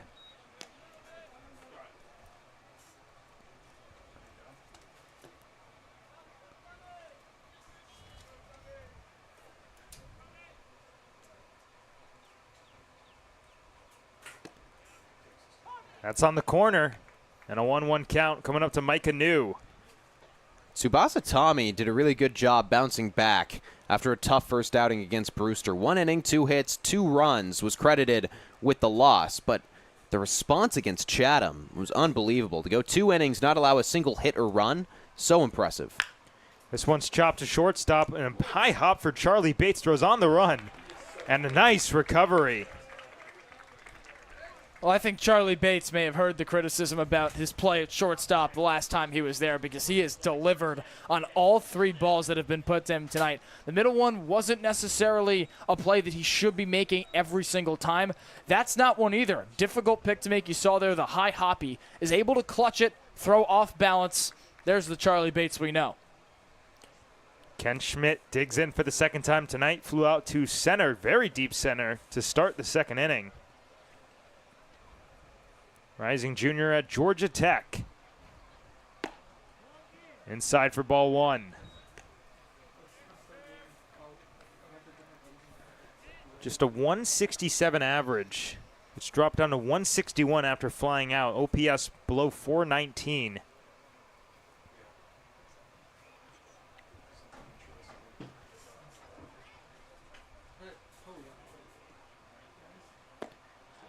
Checks his swing. Did he go? No, he did not. Down the third base side, says Jeff Merzell. And Ken Schmidt, 30 at-bats coming into this ball game, just really hasn't had it. 30, it feels like a lot, but those can kind of go away in the blink of an eye. You can go up and go down pretty quickly. He just hasn't had his best stuff yet. 2-0 in the air to right center field. Hit pretty well. Federico giving chase, looking up. It is gone. A solo shot for Kent Schmidt. And Falmouth scratches across a run. It's 5-1. Well, I think Kent Schmidt might have heard us talking about how he hasn't had the best year so far. He absolutely pummeled that one right at the light post. That was hit well hard. That's from a breaking ball that Tommy just leaves a bit too far over the plate. When it hangs like that, especially to a power hitter, a lefty, Can really come around that ball. I'm surprised he didn't turn on it more, actually, with how much that ball sank right into the sweet spot just above that lower third. And you saw where it landed. So Carl Schmidt takes ball 1 inside. He grounded out to Charlie Bates. He's been busy today. That was back in the 2nd inning. Blanco got through a 1-2-3 first, had a little bit of traffic in the 2nd, but then the 3rd was smooth sailing again. Breaking ball, great pitch, 1-1. And we see that pause at the top of the windup from Tsubasa Tommy. It's not quite Nestor Cortez-esque where he will go full stop, but you see it here. Gets out of the way of a pitch that misses inside. Almost caught the corner. You like what he's doing there, Gio, with that front door action, trying to play off that other breaking ball he just thrown. Right, and that pause to come back to that really allows him to load up there and find his spot. And when he throws velocity, look out. Goes upstairs again, but that one too high. And he falls behind 3-1. And Tommy just kind of keeps tapping his jersey, his chest, after a ball is thrown, kind of acknowledging that he missed his spot. He and Brody Briggs just aren't on the same page right now. On a high towering fly ball into shallow right center field, Jeff Luget calling and catching out number 2. Really good pitch that time. Tommy kind of slowed it down a little bit, got it to break, and Carl Schmidt just went right underneath it. That's a really good response after a blasted home run from Kent Schmidt. So now Bear Harrison will come up, second on the team with 2 home runs. He singled back in the 2nd, the first hit of the game on either side at the time.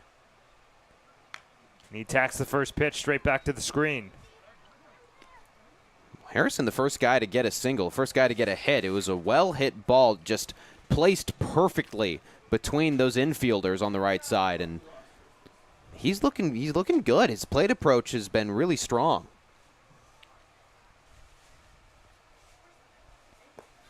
Down low.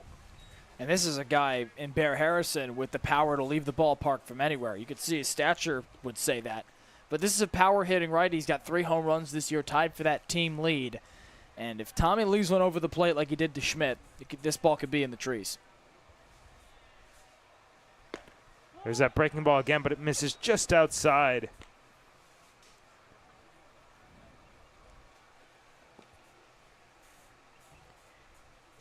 Harrison, 44 games at Texas A&M this past spring, a .254 average, but the OPS very high at .938. That was thanks to 10 home runs. And he takes a big hack, and the count evens at 2. He was well late to that fastball. Tommy gave him the heat, and he couldn't keep up with it. Well, at 5'7", Tsubasa Tommy sits around the low 90s. And we talked about it. Pound for pound, he's very efficient in generating force with the baseball. And Harrison, nice layoff of a pitch that goes out. You can see Tommy begin his trot off the hill after that one. He thought, after missing his spot a few times in this inning, he thought he painted it right there on that outer corner. I imagine Briggs will call for something similar. The payoff. We'll do it again. Well, the last couple days, guys, the walks have been a bit high for the Harbor Hawks, and it was enough to get Mitch Carricker to even talk about it. And especially with how well the pitching staff has been doing in terms of strikeouts and limiting runs, it's been creeping up to 5 a game, 6 a game, and that can generate a bit of concern as the season progresses. We're now a quarter of the way through. It just kind of crept up on Hyannis in that last game.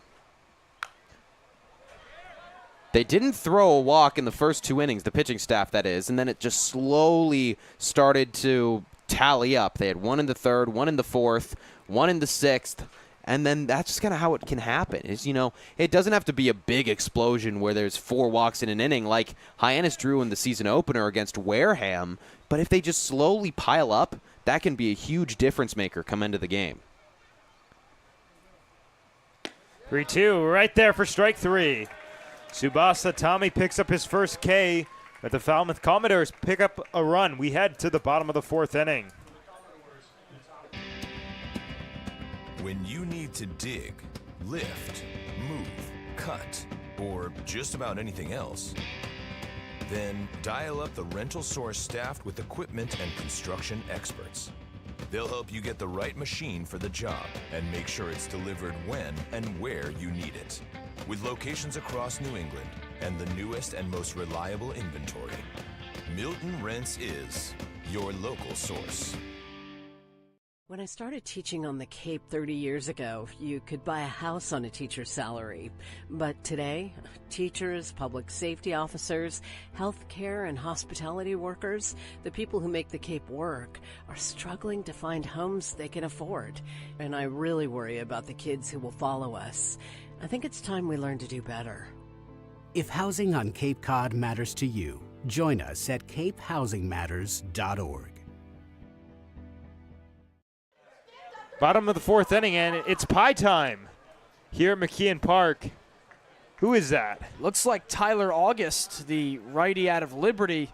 The pitcher taking his stab at the pie eating contest. We've seen Jake Schaffner do this. We've seen Richie Roman. Eric Hoffberg. Seems to be a favorite among the pitching staff so far. Well, my question is, what flavor is the pie? Like, it looks like it's a blueberry or a cherry, raspberry even, something red and dark, but it looks delicious.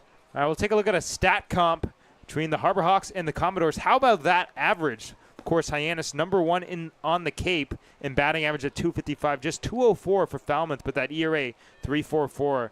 And the record's drastically different, 7-3-1 to 5-6, Gio. And Hyannis is first in a bunch of other categories as well, among them on base percentage. They're first in RBIs, they're first in runs scored, and so with this team hitting as well as it is, you'd expect a record of 7-3-1 and leading the West Division. For Falmouth, the pitching staff, arguably the only one that can rival Hyannis at this point, and YD atop the East Division, their pitching staff has been very good as well. But Falmouth's the only team with more strikeouts than Hyannis at this point. So a couple of staffs that are going to duel it out today, and so far Hyannis has won big. Well, Hayden Federico going to bat right-handed for the first time today as he looks at ball one.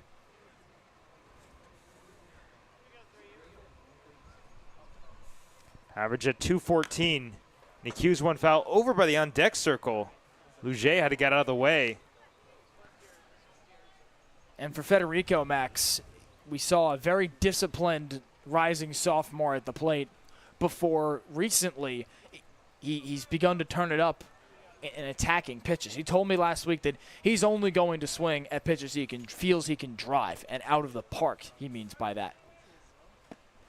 And he takes outside, puts himself in a hitter's count, 2-1. And the result in that shift of mentality from let me try to get on base, from let me wait until I get a pitch that I can absolutely torch, has resulted in him increasing that average from at one point as low as 143, now up over 200 as you just heard. Count even 2-2 now. And Federico at one point got the average over 270. The slug's still decently there. And we've seen him really get extra bases from both the right and left side of the plate. Now it's about the consistency in terms of just racking together hits. That one way outside. Zach Johnston just lost the handle. He hit a home run against Chatham this past Sunday from the left side, switched to the right side, and worked the walk. And had an RBI single from the right side as well that game. A 3 RBI game on June 22nd against the Anglers, as the payoff is well outside for ball 4. And there you see exactly what makes him so great at the dish. A couple of pitches that he's got no business swinging at. Those are gifts from Johnston. But the beginning of that count is what I want to focus on, Max, because there were a couple pitches that he attacked, that he ambushed right out of the gate.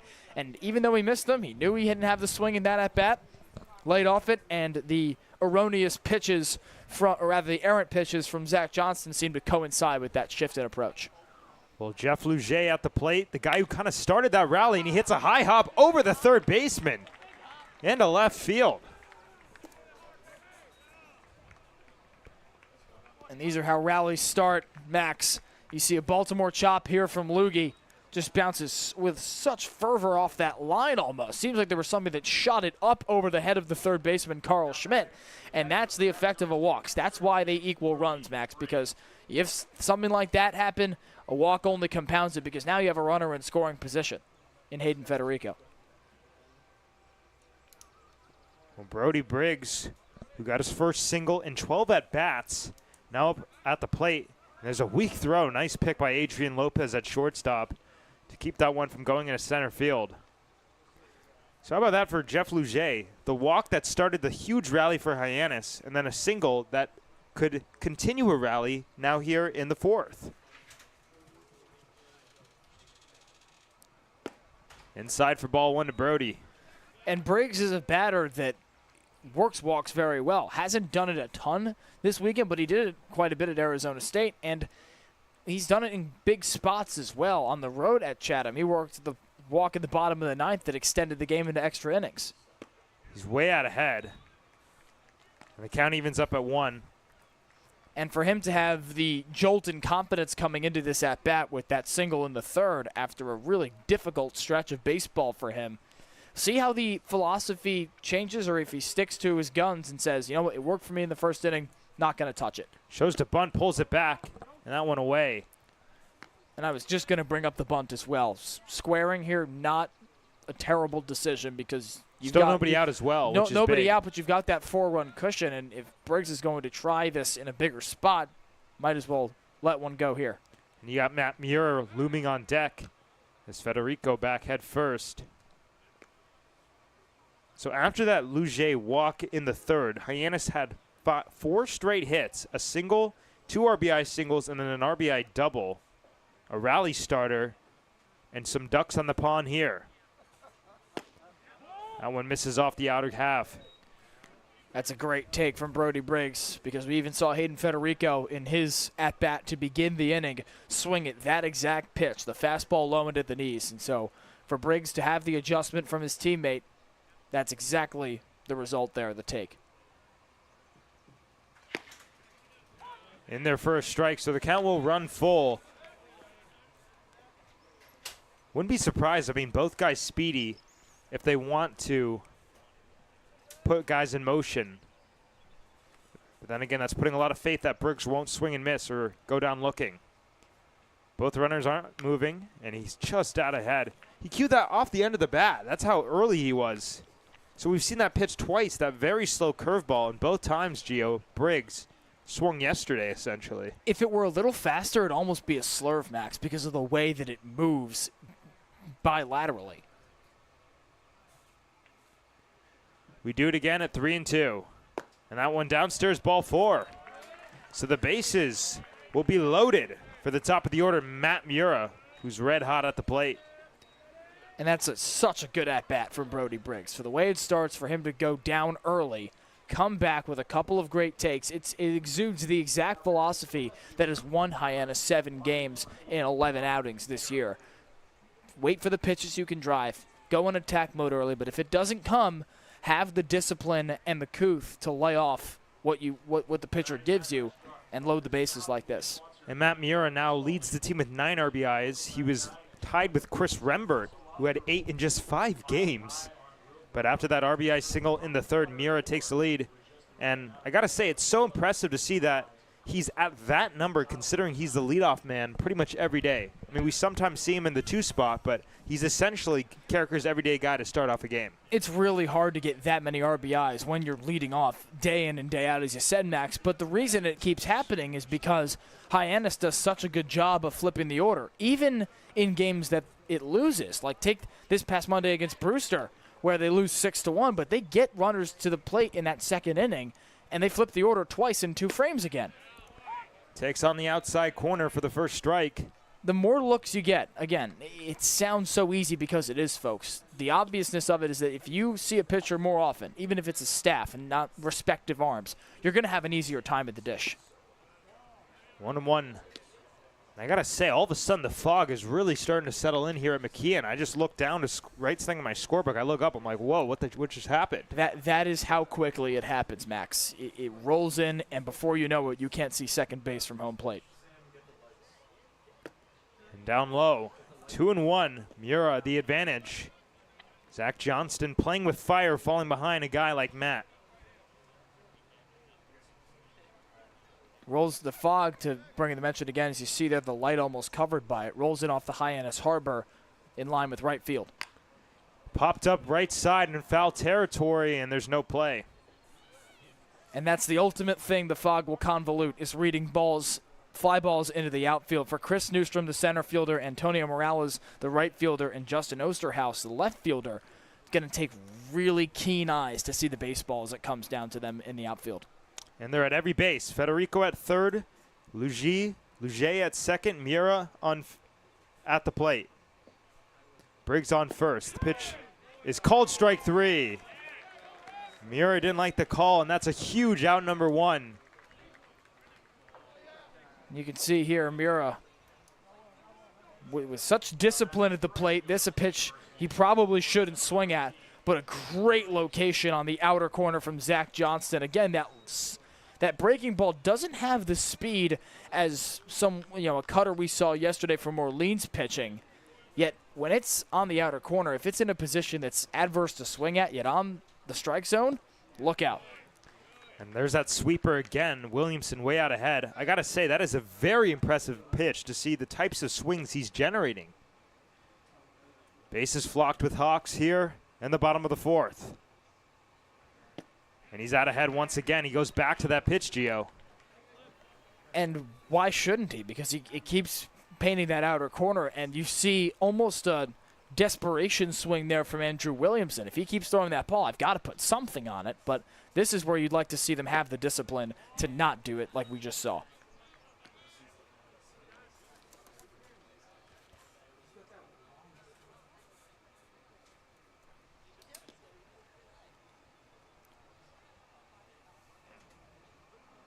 Down in the dirt, nice stop behind the plate by Bear Harrison. So it's that sweeper, 77 to 80 miles an hour. And as Gio mentioned, kind of a tight two-plane break. It moves laterally, it moves horizontally. And he paired it up with that cutter a couple pitches prior.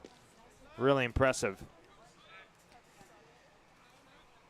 2-2 coming up to Williamson with the bases loaded. And he strikes out swinging.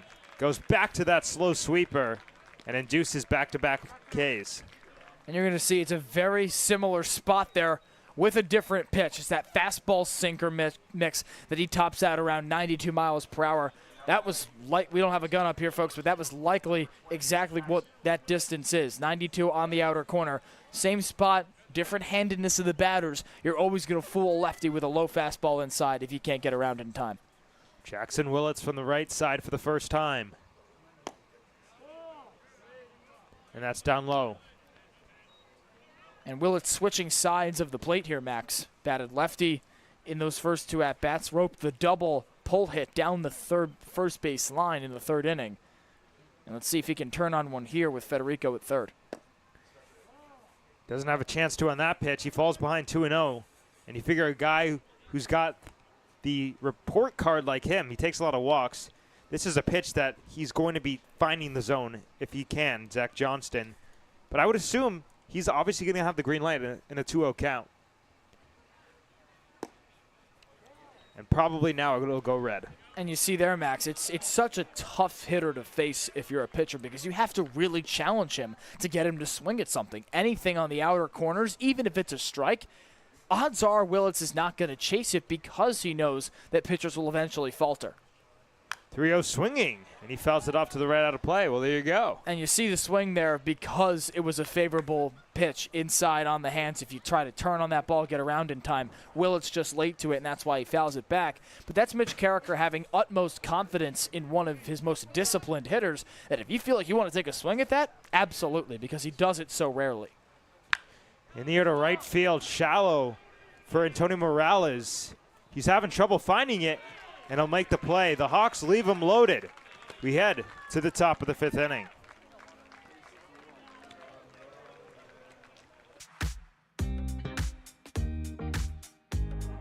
When it comes to delicious food, the best place to start is with great appliances. And Cam Appliances is your one-stop shop for any budget with brands like Thermador, Viking, Bosch, GE, and so much more. Cam Appliances, sales, delivery, installation, and service in the heart of your home with locations in Hyannis, Nantucket, and Hanover. Here at the Mass Stadium. The Barnstable Association for Recreational Shellfishing is a 501c3 charitable organization that helps the town of Barnstable with their quahog propagation program that benefits all recreational clam fishers. BAR's volunteers help teach people how to shellfish at the town's Learn to Shellfish classes that are held in the summer. Barnes raises money by operating the redemption shed at the town's transfer station in July. We give scholarships to local students entering college studying marine and environmental sciences. We've awarded over $120,000 in scholarships since we were founded in 2003. Please consider bringing your redeemable bottles and cans to the redemption shed in the month of July. We sell our homemade chowder at local festivals and support other nonprofit organizations on the Cape like the Cape Cod Maritime Museum and the Barnstable Clean Water Coalition. Barnes is pleased to sponsor the Hyannis Harbor Hawks again this year at tonight's baseball game.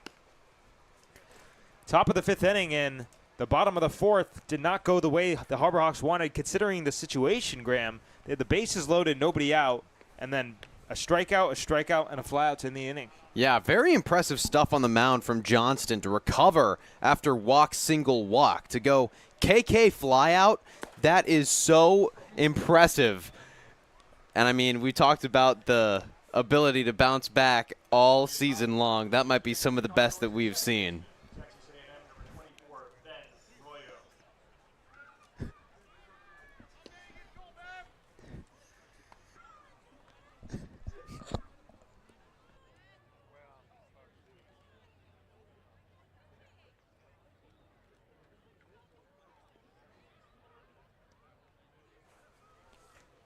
First pitch to Ben Royo, fouled back.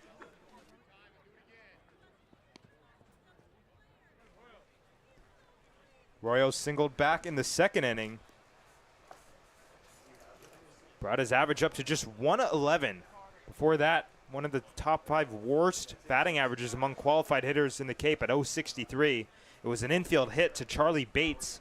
That was a very tough play for the shortstop. It's the fog really rolling in here. Breaking ball upstairs, count at 1-1. Yeah, it's getting real hard to see the outfielders. Hayden Federico is getting really just kind of fuzzy around the edges. He's hard to see out there, and that does not bode well for this game that is just kind of creeping through the 5th inning. That one's downstairs, 2-1. Tsubasa Tommy gave up the home run to Kent Schmidt in the 4th inning, but besides that, he was stellar. Ended the inning with the K. And continuing his success after that Chatham game when he went 2 full innings, 6 up, 6 down. Hook down the left field line. That is a foul ball. Wow, I'm not quite sure that that one was foul. It looked like it hit the line at least. Hard to tell from our replay, but man, that was as close as it comes. Well, I think Graham and I, we both had the same thought that was a fair ball, but. Yeah. And clearly Royo at the plate frustrated because he was on his way to second base. That's so hard as a hitter. You think you just got an extra base hit, and then all of a sudden you're deadlocked in a 2-strike count. Yeah, it was 2-1, and that is just the most painful and long strikeout that you could ask for.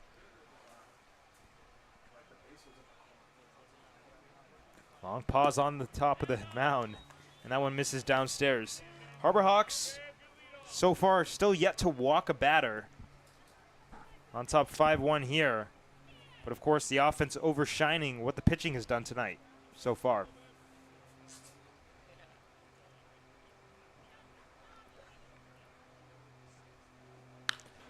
Again, down that left field side, but that one definitely a foul ball. So we've seen 2 kind of pitches from Tommy that have caught a little bit too much of the plate in. Tsubasa Tommy going to have to make an adjustment here to avoid that one from dropping down in fair territory this time. The only fortunate part about those pitches for Tommy is they've both been the very slow breaking balls. So it's been hard for Royo to let the ball get to him. That's why he's pulled it so hard down the left field line both times that he's gotten a piece.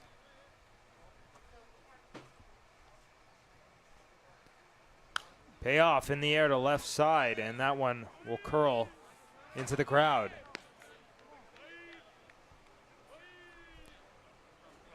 Well, Ben Royo has made contact with now 3 balls in this at bat. The more that he can hit and the more that he can stay in this, the better the situation for the right-hander. Fog really creeping into the outfield, specifically right center field, as that one's downstairs. And there's the first walk of the day for Harbor Hawks pitching. And it was a good at bat. It's not like it was a 4-pitch, a 5-pitch walk. Tommy got it to 2-2 after that very long strike down the third base line, and then just couldn't really get anything past Royo at that point. He was such a tough out, fouled back a couple pitches, and so Tommy had to try to get him to swing over the top of something or put something in play. That's why he went to the breaking ball. Well, in Hyannis' win against Falmouth earlier this week, the Commodores left 15 men on base. They haven't had the opportunity to do that quite to that caliber yet today, just because the Harbor Hawks have avoided extraneous base runners. Chris Newstrom, 0 for 1 today, flew out to Hayden Federico in center field. Average at just 136, OPS at 405. He shows the bunt, pops it up. Tommy looks over to first base before making the catch, as if expecting for somebody to come over, but there it is, out number 1. That was a very odd play. Tommy was just keeping his eye over at Royo on first, trying to decide if he wanted to let it drop and go for the double, but I guess Newstrom legged it down the first base side quickly enough where that wasn't really in play. Well, there's the rare pop-up to the pitcher. Yeah. I believe the first one of the season. I can't remember. I can't think of another one. I can't either. Definitely the first pop-up to the pitcher on a bunt attempt. Justin Osterhaus, for the second time tonight, grounded out to Jeff Luget to start the third inning. That was against Evan Blanco, of course, and he sends one foul down the third base side.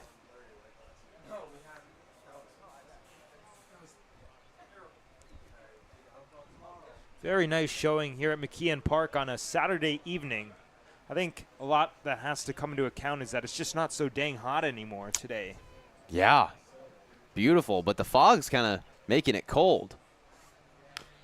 That one fouled off Brody Briggs, giving his nodding of affirmation to Tsubasa Tommy. It seems like because it was raining a little bit earlier, that a lot of the dirt on the mound is sticking to the bottom of the pitcher's cleats. We saw that with Evan Blanco, and he's trying to unstick it because you don't really have much of a grip if your whole bottom of the shoe or bottom of the cleat becomes one cinder block of dirt. Yeah, he's like tapping his shoes. He's been jumping quite a bit. I thought it was to stay warm, but now that you mention it, that's exactly what he's doing, trying to get the mud off. Looking to roll 2.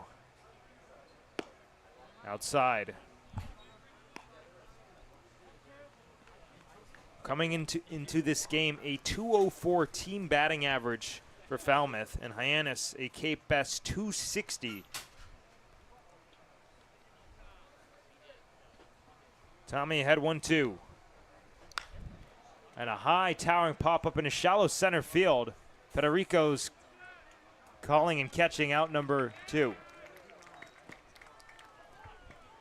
And he nearly made the throw over to first base. Camacho came crumbling to the ground. But Tommy's going to have to get that third out the old-fashioned way. It's going to be interesting to see how the fog plays a factor in the visibility of these guys, especially in the outfield, as the night goes on. Seems like right now it's starting to clear up a little bit, at least from what it was about, 10 minutes ago. It's hard to say because I've been looking at that power tower in left field, and it's getting harder and harder to see out there. Top of the order, Antonio Morales takes strike 1. Morales was 3 for 3 against Hyannis earlier this week, but so far 0 for 2. Of course, both times against Blanco. He struck out back in the third.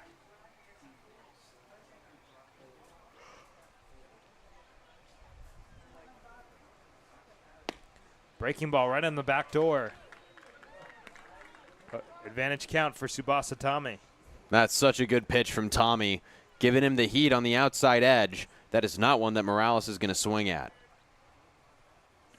Tommy, only 1 strikeout tonight so far. That was against Bear Harrison to end the 4th inning. And he's got number 2 here to end the 5th inning.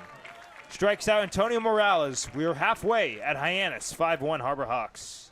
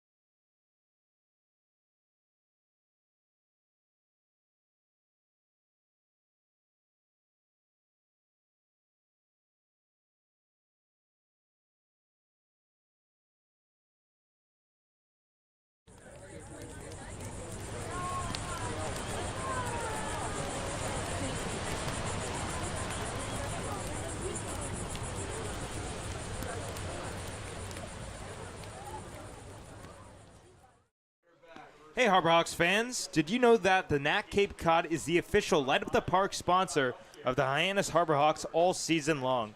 Thanks to the NAC, the lights at McKeon Park stay bright all summer as the future stars take the field. With 2 convenient locations in Orleans and Hyannis, the NAC is the perfect spot for a burger, taco, sandwich, and much more. Visit the NACCapeCod.com to learn more or order online. Bottom of the 5th inning and a 5-1 Hyannis lead. Going to face Zach Johnston after he worked himself in and out of great peril. Had the bases loaded and nobody out in the bottom of the 4th inning and got back-to-back strikeouts of Matt Mura and Andrew Williamson. And then he got Jackson Willits to fly out to Antonio Morales in right field. Take a look at who's that Harbor Hawk answer. And it's Brian Anderson. I would not have guessed that. Former Brave in 2024, the lone season with Atlanta.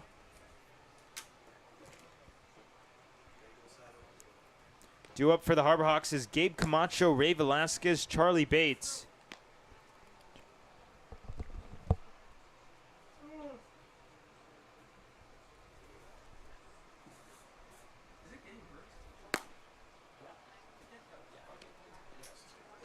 And there's a new pitcher on the hill for the Commodores. It's Matthew Dallas, the left-handed southpaw.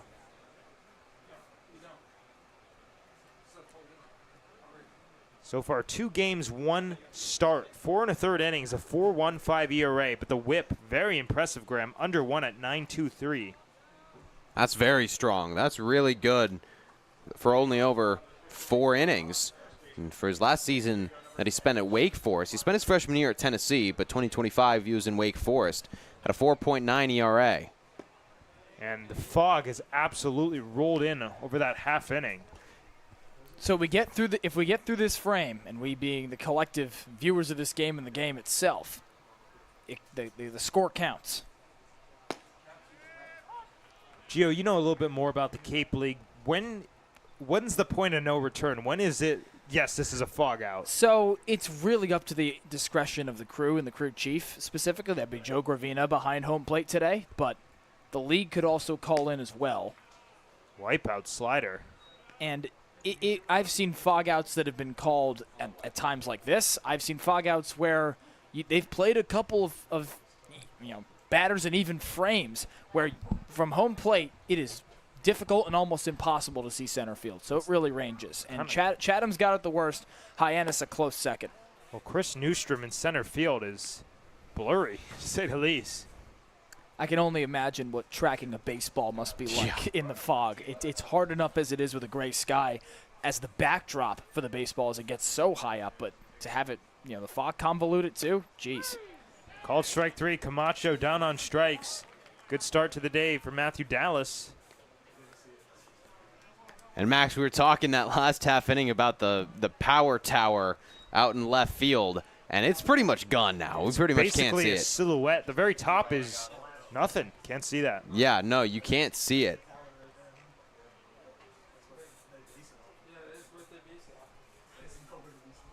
It seems like as we look at it more, it's disappearing slowly. Ray Velasquez takes strike 1.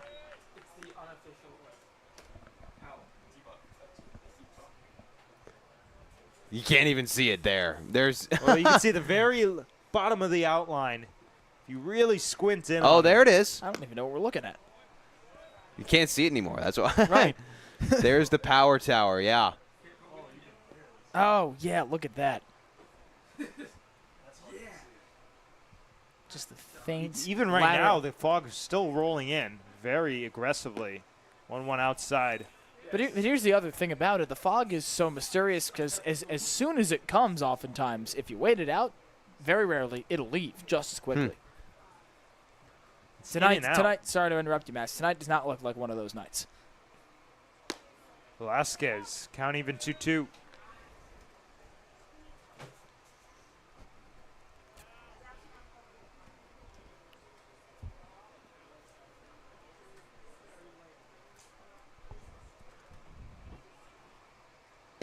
And there's a big swing and a miss. Back-to-back strikeouts. What a start for Matthew Dallas. He came in with an 8.3 K per 9, and he pads those numbers here. Strikes out Camacho, now he strikes out Velasquez.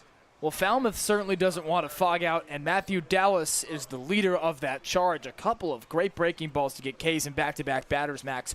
Both power hitters, both fooled by that low pitch at the knees, and it's really tough to go down and golf that out if you're a hitter. And now you can't see that tower at all in left center field that we've been talking about. Charlie Bates has not had the best day at the plate, 0-for-2 with a pair of Ks. Yeah, it's barely. You can barely see it in the right side of the screen. Where? Oh, I don't see and now it. it's gone. You're looking for It's gone. Bates takes down low.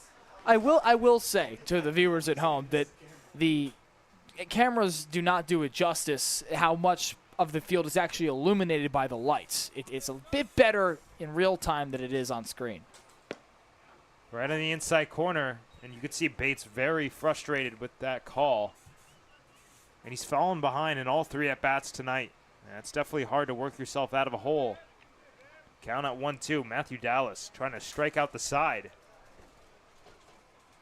And he does just that.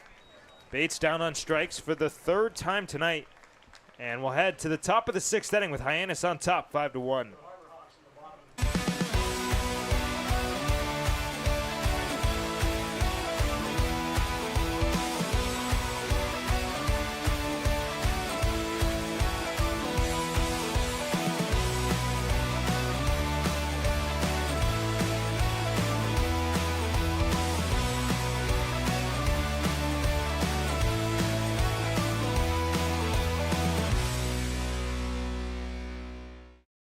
Owning a home means you can protect your family and put down roots in a community you care about.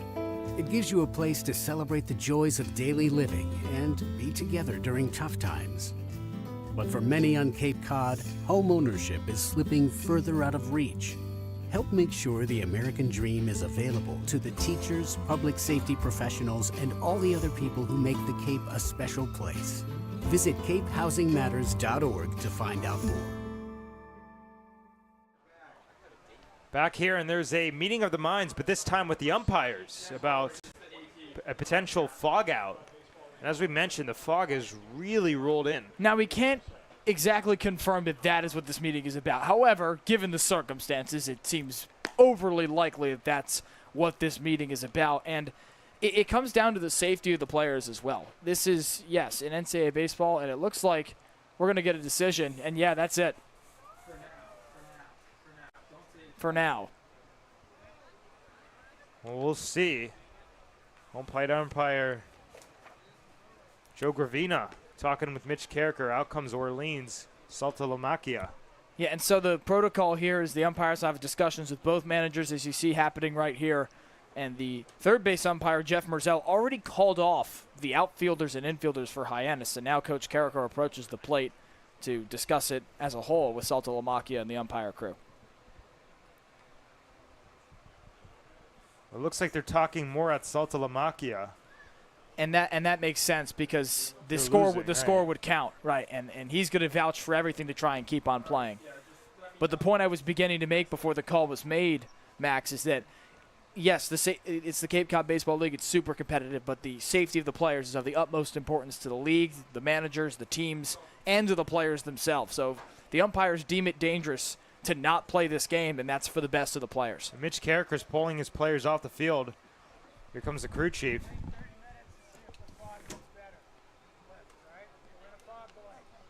So fog delay per the home plate umpire Joe Gravina.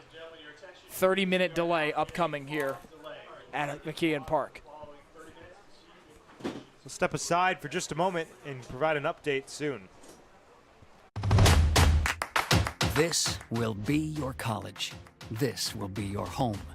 This is where you will join a community that supports you, cares about you, pushes you, cheers you on, challenges you, inspires you, helps you reach your dreams.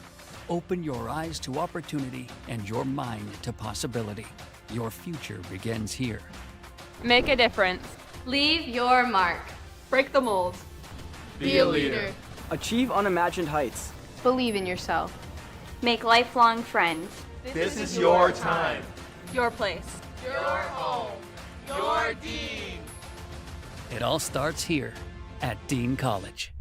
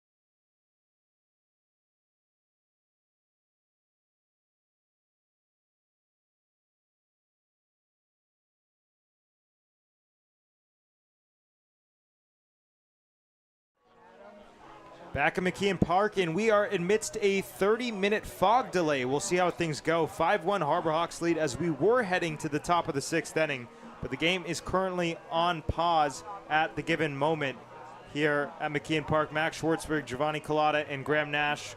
Well, guys, definitely an interesting night to say the least so far. The fog delay, 5-1 Hyannis. The pitching's been looked pretty good, though.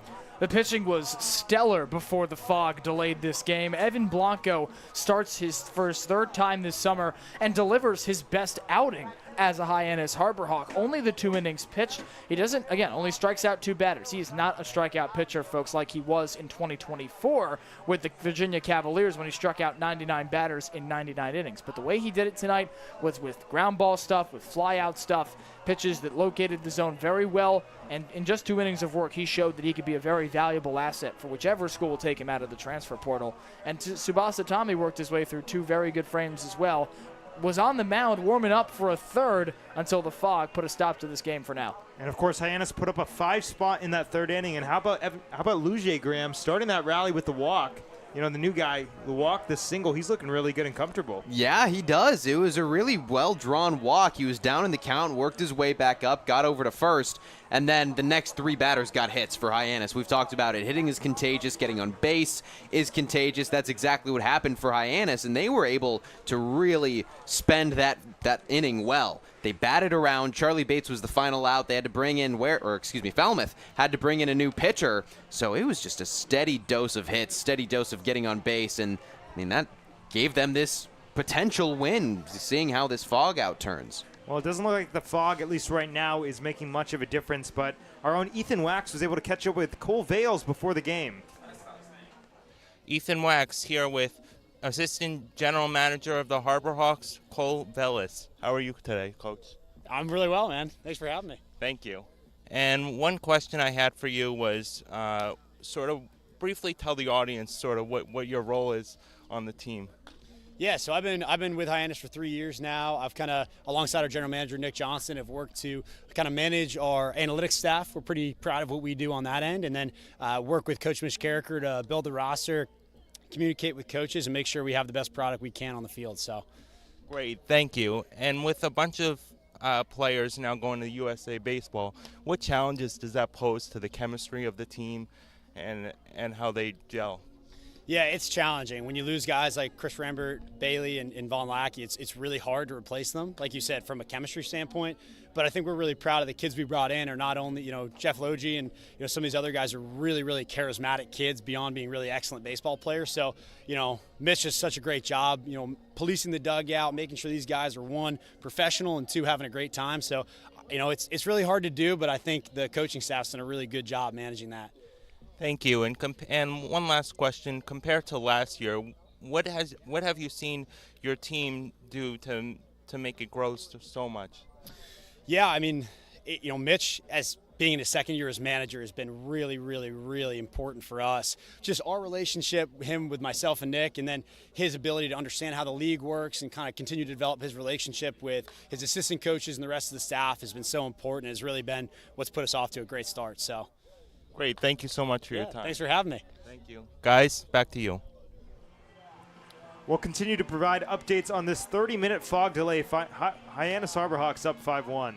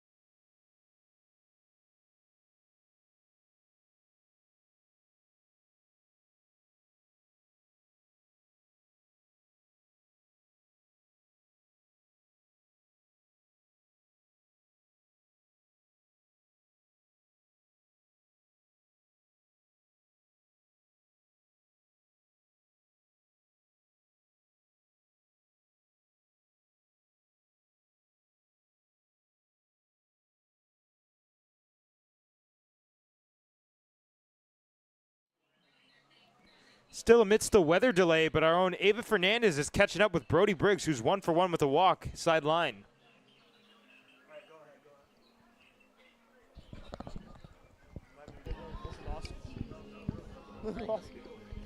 Ava Fernandez here with Brody Briggs, and we have a weather update for you. Yep, so currently it is 71 and foggy here in Hyannis.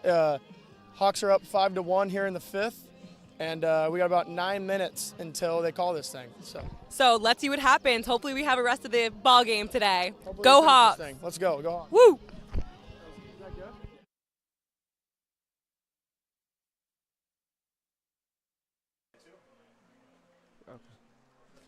We'll be back in just a moment. We're providing more updates amidst this weather delay.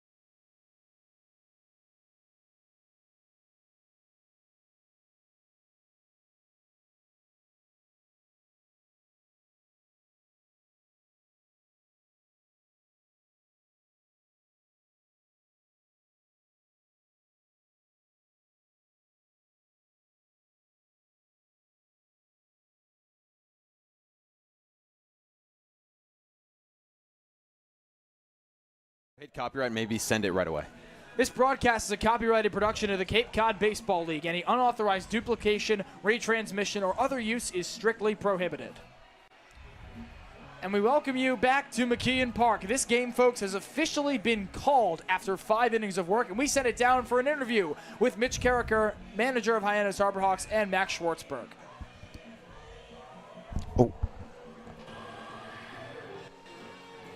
Feelings after the 5-inning win. Can you hear it? Any win's a good win. I feel for Salty and Falmouth. That's a tough way to lose a game.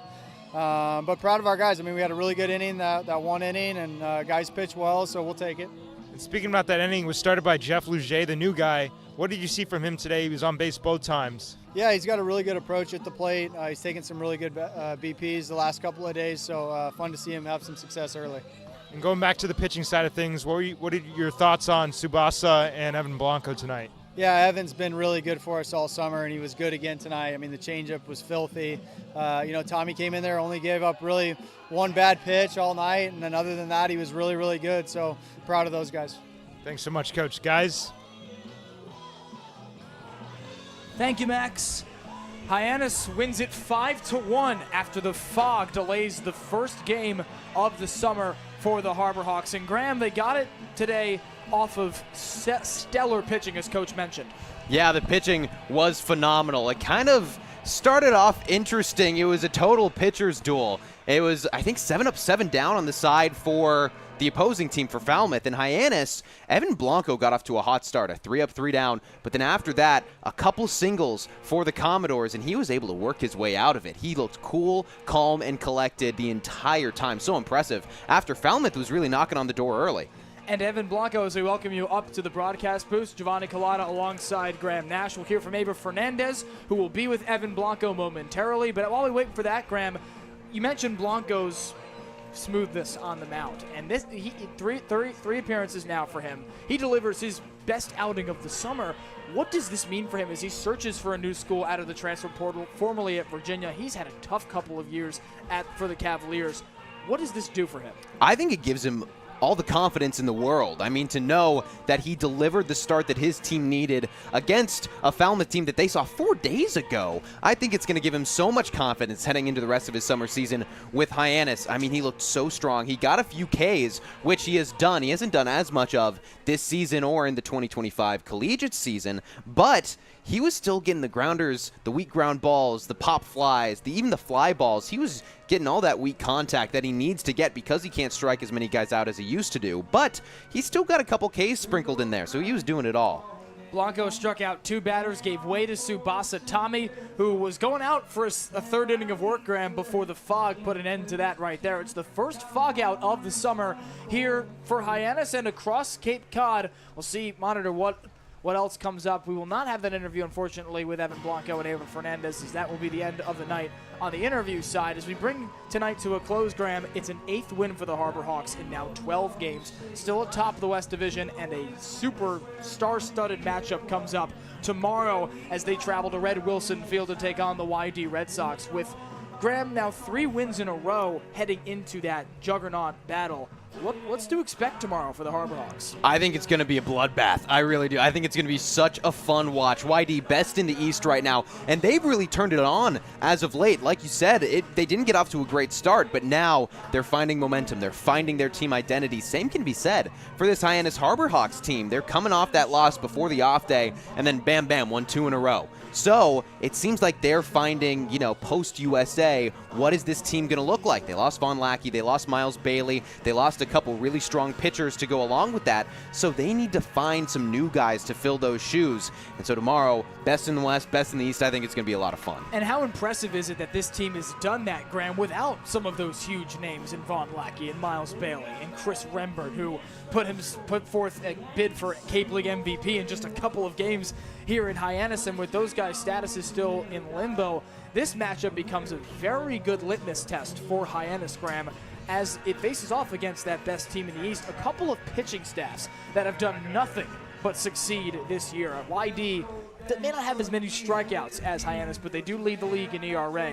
What's to expect from the Red Sox pitchers tomorrow as this red-hot Hyannis lineup goes to Red Wilson Field? They're going to have to be perfect, and I think that they know that, because any time that a team has given Hyannis a free pass or has played an error, Hyannis has taken advantage of it. The Harbor Hawks are so good at playing with the hand that they're dealt. So YD is going to have to be strong. They're going to have to find the zone. They're going to have to not walk batters, which is hard when you got a guy like Jackson Willits, who will likely be starting for Hyannis. It's going to have to be so clean, so pristine for the Red Sox tomorrow if they want to come away with a win.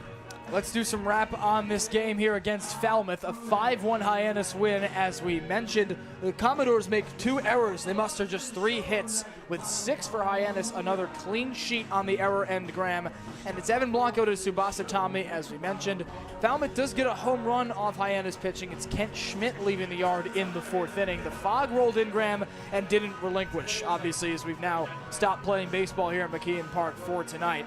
On the Harbor Hawks end, it was that 3rd inning, Graham, after going 6 up and 6 down against Matt Saucer, the right-hander for Falmouth. This Harbor Hawk team continues to do what it does so well and just found a different groove as it exploded for 5 runs. Yeah, and it happened early again. Something about these first 3 innings have been so good for the Hyannis bats. And how about the newcomer, Jeff Lugie? His walk really sparked that offensive battery of this entire Falmouth team. I believe 3 or 4 hits right after he drew that walk, and then they batted around. It was so impressive the way that the bats continued to perform despite a really slow start. 0 for their first 7. It was just, they blew up. It was so impressive. So impressive indeed, Graham, and that will bring an end to Hawk Talk, a second live show here on the Harbor Hawks Baseball Network after Hyannis defeats Falmouth 5-1. We will see you tomorrow at Red Wilson Field, a 5 o'clock first pitch, as Hyannis, first in the West, takes on YD atop the East Division. We'll see you on the Harbor Hawks Baseball Network at 4:45. For myself, Giovanni Collada, for Graham Nash, for Max Schwartzberg, our partners, our wonderful production crew of Charlie Adams, Sam Montag, Daniel Bottolino, and for our sideline reporters, Ava Fernandez and Ethan Wax, saying so long, good night, and we will see you tomorrow. I think, Dean, they're allowing you to find your own success and your own true independence.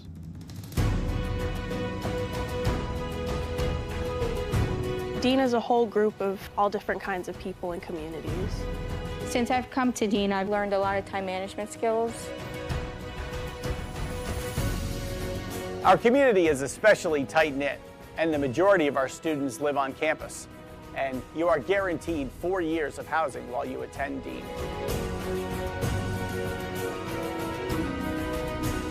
Dean is just full of opportunities for you to embrace, to welcome, so you can change yourself to who you want to be and form your career for the future. So go through that, all right? Think that way.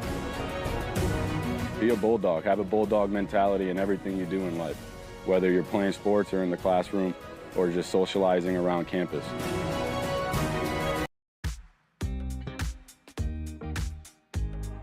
When it comes to delicious food, the best place to start is with great appliances. And Cam Appliances is your one-stop shop for any budget with brands like Thermador, Viking, Bosch, GE, and so much more. Cam Appliances, sales, delivery, installation, and service in the heart of your home with locations in Hyannis, Nantucket, and Hanover.